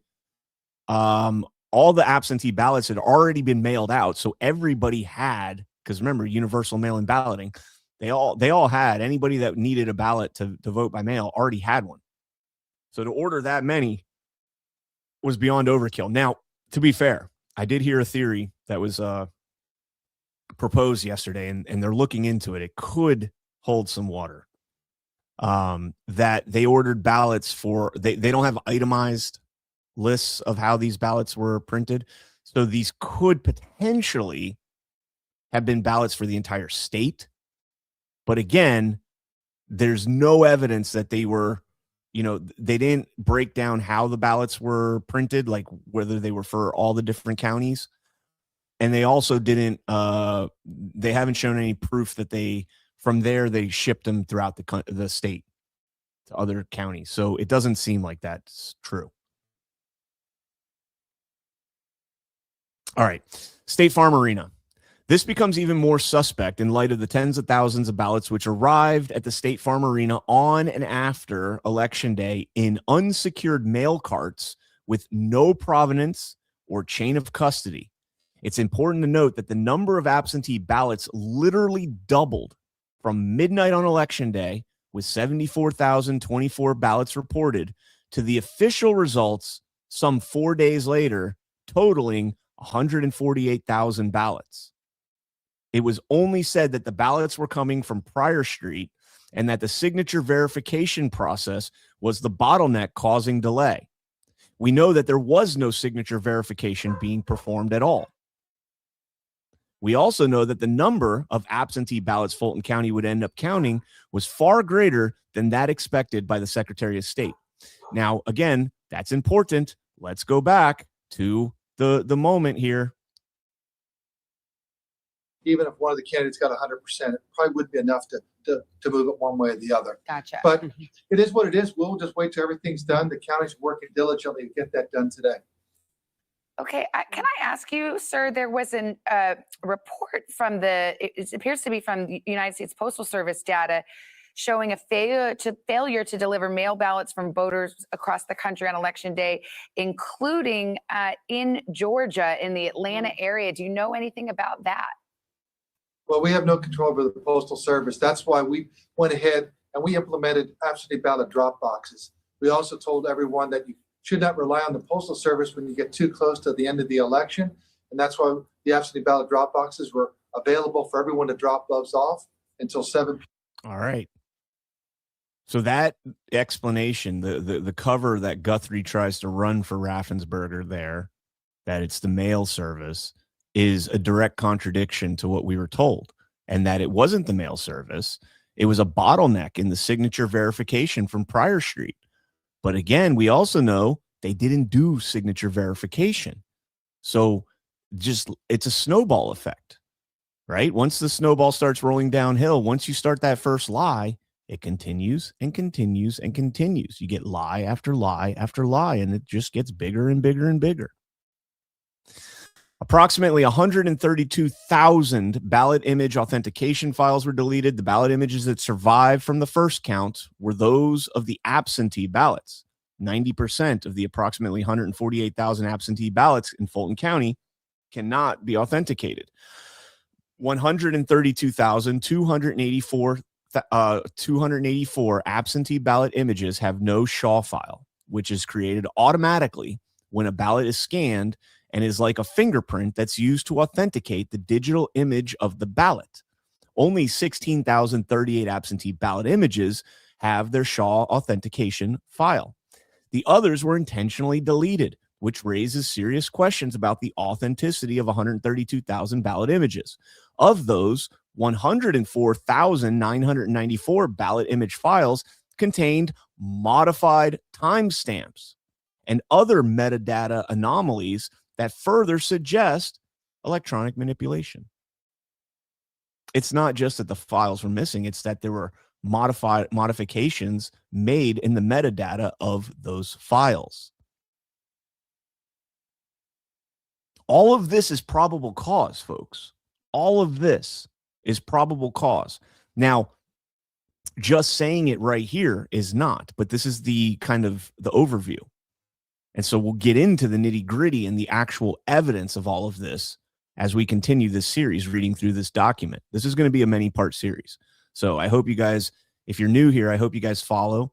I hope you guys hit the follow button, the notification button. So when I go live, you get notifications. I do this show, the weekend review, every Saturday, sometimes on Sunday, depending on what's going on, around 11 a.m. I'm very live stream fluid.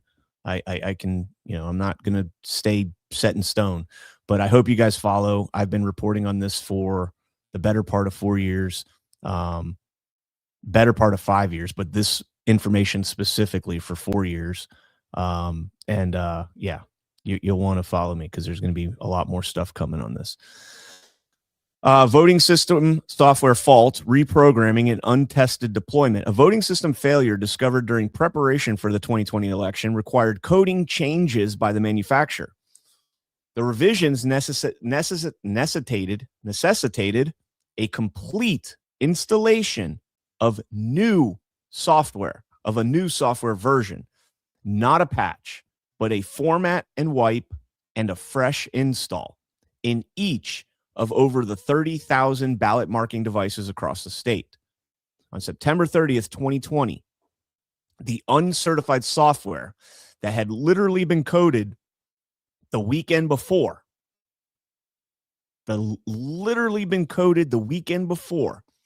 was distributed to all 159 counties by the Secretary of State's office with the directive to install immediately.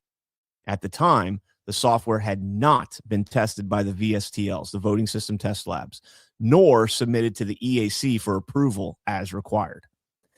All right, Fulton County used untested machines for early voting. Untested and uncertified software changes were made and implemented to the voting systems at the last minute under emergency circumstances. What's more, Fulton County failed to perform acceptance testing or logic and accuracy testing on the same voting systems before they were used for early voting, which opened on October 12, 2020. Georgia law explicitly prohibits the use of voting systems that have not been acceptance tested, and separately, those that have not been successfully tested for logic and accuracy.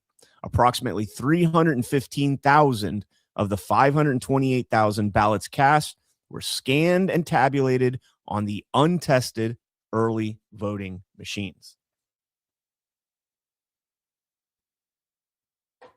All right, reading on.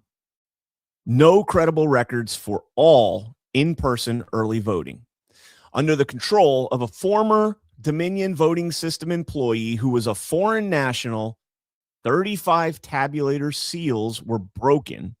The memory cards, which contain all tabulator programming and election results, were unlawfully removed and replaced during a live election. At the end of early voting, the tabulator seals were broken again. The memory cards were removed, and 4 days later, when the polls closed on Election Day, the memory cards were inserted into surrogate machines. The results of the 315,000 ballots and the official returns were unlawfully produced on different machines than those which scanned the ballots. This surreptitious process broke the chain of custody, Georgia law, and masked the identity of the tabulator that scanned the ballots, thereby preventing the statutorily required accounting of how many ballots were cast on each machine. 20,713 ballots have no provenance, as they were attributed to 10 early voting tabulators for which there are no records. Fulton County claimed, and this is a quote, "they do not exist." That is a quote directly from the Fulton County Custodian of Records. Results for 148 tabulator memory cards were counted and included in the results. Of those, Fulton County only produced 9 poll open tapes and 138 fraudulent, unsigned, uncertified poll closing tapes, the official returns. There is not one tabulator with an open and closed tape pair bearing the same serial number. Let me read that again. Not one tabulator with an open and closed tape pair, meaning both tapes, the open tape and the closed tape, that has the same serial number. Therefore, they could not have been validated or reconciled as required by law. There's no check-in records or numbered lists of voters for early voting. Fulton County failed to create and maintain a manual record of in-person voters, meaning you're physically writing the people down, who cast a ballot at each polling location, called the numbered list of voters, as required by Georgia law. Fulton County's willful failures left no metric for the number of ballots cast, and with no list of voters who cast a ballot, no way with which to determine how many ballots they were supposed to have for early voting. In addition, the ballot images for all 315,000 ballots counted for early voting were destroyed in willful violation of both state and federal law. In summary, there is no credible or auditable record for the entirety of in-person early voting. All right, let me take another pause here. Gotta center myself. Gotta center. Kustrapa. This gets my blood boiling. I mean, this is all stuff, like I said, this is all stuff that I've read about and reported on for years and years and years. And it's still, to this very day, it still gets my blood boiling. Boiling.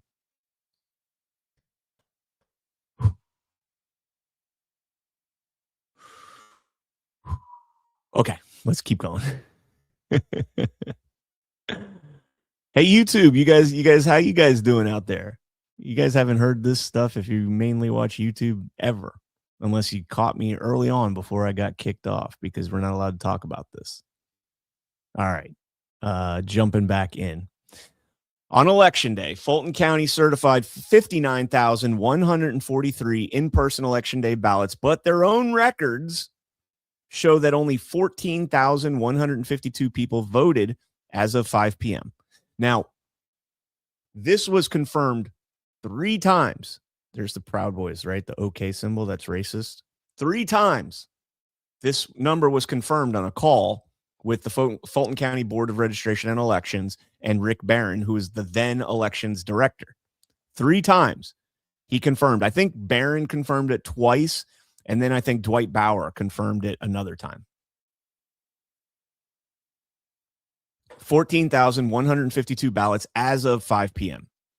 Evidence suggests the in-person vote total on Election Day was inflated by approximately 37,000 votes, as records show that there was no rush to the polls during the final 2 hours of voting. A screenshot of the in-person results shared by a government contractor on a live stream showed that there were only 21,843 people voted at the polls in person on Election Day in Fulton County. This was, I think David Cross is the one that picked this up. And I reported on this right away back in the day. I had David Cross on my show, and we talked about this exact situation here. So the 14,000 was the number they claimed as of 5 p.m. The 21,843 was after polls were closed. And the number that was officially shown, well, not officially, but it was shown on the official page. It was kind of obscured in a government contractor's computer screen, where you could see that the Election Day total vote was 21,843, well short of 59,143. All ballot images for ballots cast on Election Day were destroyed in willful violation of both state and federal law. So can you go back and audit it? Nope. All those in-person ballots are destroyed. Images, not physical ballots. The images are all destroyed. Results of the November 3rd, 2020 general election original count. Fulton County does not know how many voters cast votes. I mean, that is like the most fundamental thing you could ever imagine, that you need to know how many people showed up to vote. Its lack of basic accounting controls make it impossible to determine who really won, end quote, in 2020, according to Philip Stark, a University of California, Berkeley professor who invented risk-limiting audits. Stark noted, quote, the electronic record of the election are not intact. Of all 376,863 ballots cast in person, early voting and Election Day, every corresponding ballot image was willfully destroyed in violation of both state and federal law. And they admitted to this under oath in a request for admissions in Curling v. Raffensperger.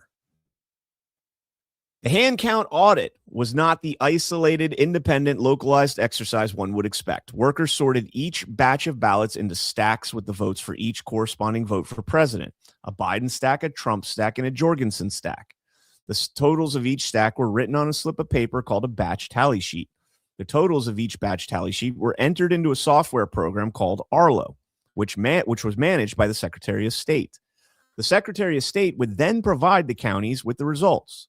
A retired corporate executive and Georgia resident, Mr. Joseph Rossi, went through the ballot images and compared them to the batch tally sheets.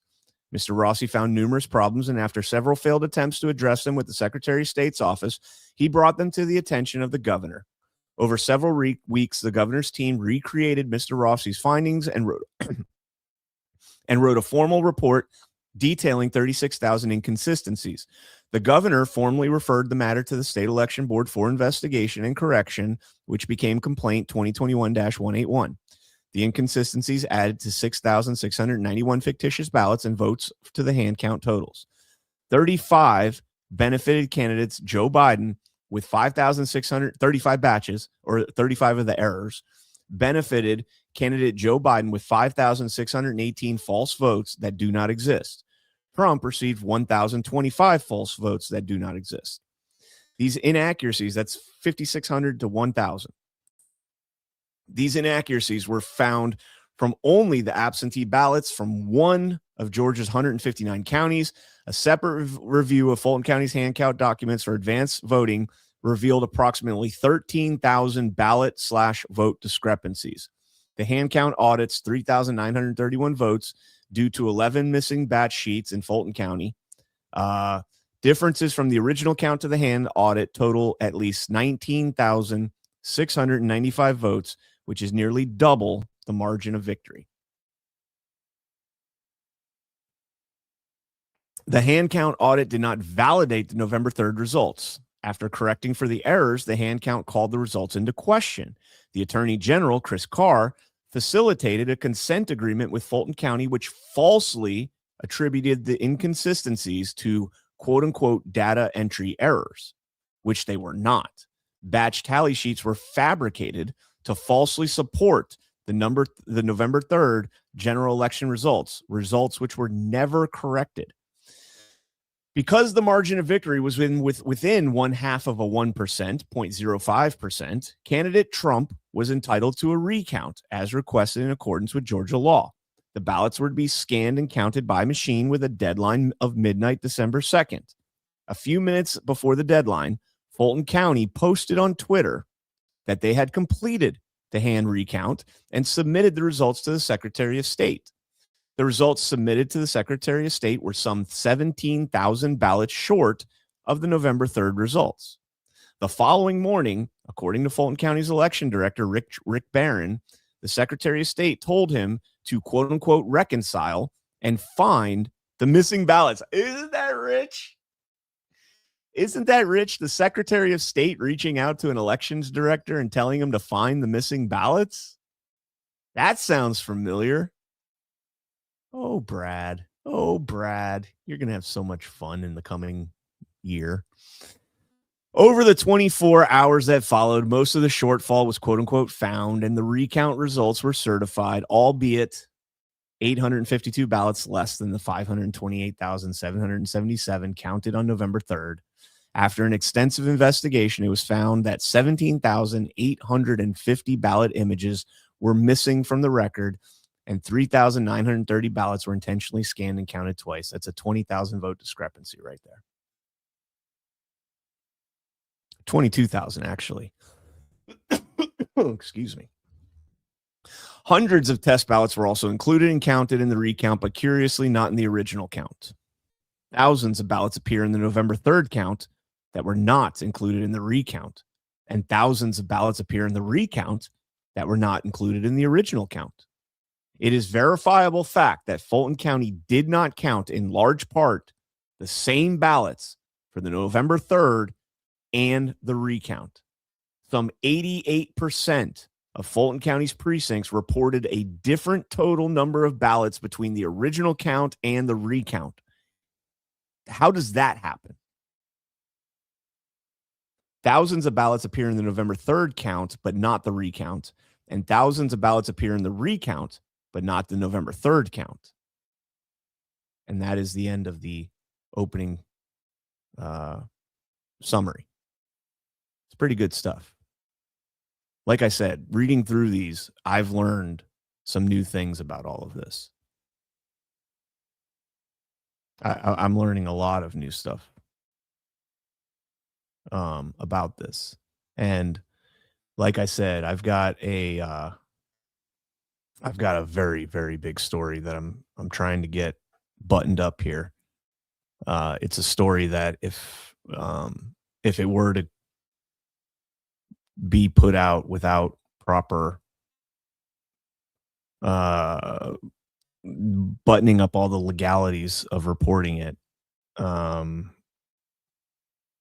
it could actually put you in prison. So we'll just leave that at that. But it's coming. I think we're in the clear, and we'll get it out there. But it's going to be pretty. I think it's going to be pretty earth shattering. We're going to start wrapping up here. I do want to talk about one more sponsor, and then we'll start closing out the show, guys. And we alluded to this earlier, right? Have you guys tried 1775 coffee yet? I think it was Naturally Nikki with the cocoa in her 1775 coffee. Hat tip there. Still haven't tried 1775 coffee? Now is your shot. The 1775 starter kit just dropped with only 1,000 units available. You're getting the bold, dark roast that hits hard, the smooth medium roast, and the Vitality mushroom coffee for clean energy and laser focus with no crash. All single origin, small batch, toxin-free and mold-free. Plus, you're also getting a gold spoon clip because freedom isn't scooped with plastic, a frother strong enough to stir up your coffee and your mother-in-law's opinions, and a black 1775 tumbler. $170 worth of coffee and gear for just $99. This is for the ones who've been watching 1775 blow up on Rumble and wondering if it's worth it. Spoiler alert, it is. Go to 1775coffee.com/studio and grab your starter kit before they're gone. Bold beans, clean fuel, and a morning routine that stands for something, just like Rumble does. All right. Appreciate them there. All right, guys. Like I said, I'll keep you guys updated on that story. I'm working diligently to try and, well, get it out there. It's big. I don't know if we have Rumble rants. Let me see. I think there were some. Yeah, there were some, but I don't think I can pop this out, and I screwed up and I didn't have it to start. Shit. Good morning, this is from Denise Ann. Good morning, Brian and fellow CannConians. I love that, CannConians. This week has been fire for all of us who were told to forget about the 2020 election. May God bless all of the hardworking citizens in Georgia. Amen. Amen. God bless you guys all. God bless all the people that have been working their asses off in this. Can't say enough how awesome these people are. MC Loki, appreciate everything you do. Thank you so much. I appreciate that. Thank you. Supporting like that is huge. It helps me out tremendously. Heather Jones just came in. I appreciate you. Thank you so much, Heather Jones. I appreciate you. And guys, share this out. I know not everybody's in the financial position to, chuck in. I get it. I totally get it. But you guys can share it out to your friends. And like I said, I am going to clip this here as soon as this, excuse me, as soon as this gets done uploading, I'm going to clip this, the reading of this out, and I'm going to go through, probably do like 4 or 5 counts at a time live over the next week, probably starting next week, and run through these. I do have to talk about the FBI letter. Yeah, I do have to talk about this because we just read all that, right? And I published a story. I talked about it on Why We Vote. I broke it. I'm the only person that has this right now. Nobody else has this letter. Well, now they do because I published it on X, but I watermarked it this time. I'm learning. Got a watermark, right? I got a message over the week from regarding one of my articles about this Fulton County search from somebody that you guys could probably figure out who it is, but we interviewed him recently, not a friend to the election integrity movement per se. And he DM'd me on X and said, I just read your article on Gateway Pundit. Excellent job. He gave me a lot of compliments, and I was impressed. That was, when you get a comment like that from somebody that's kind of on the opposite side of the spectrum with this, it's flattering. But yeah, so I put this article out. Atlanta field office special agent in charge allegedly removed for slow walking election fraud investigation. Ken Delanian kind of popped the story that Paul Brown, the special agent in charge in Atlanta, was forced out of his job earlier this month. And it's not clear whether he was fired, moved somewhere else, terminated, forced to resign. Who knows? I've heard rumors that Cash went down there and did it himself. Did whatever, actions were taken against him, did it himself.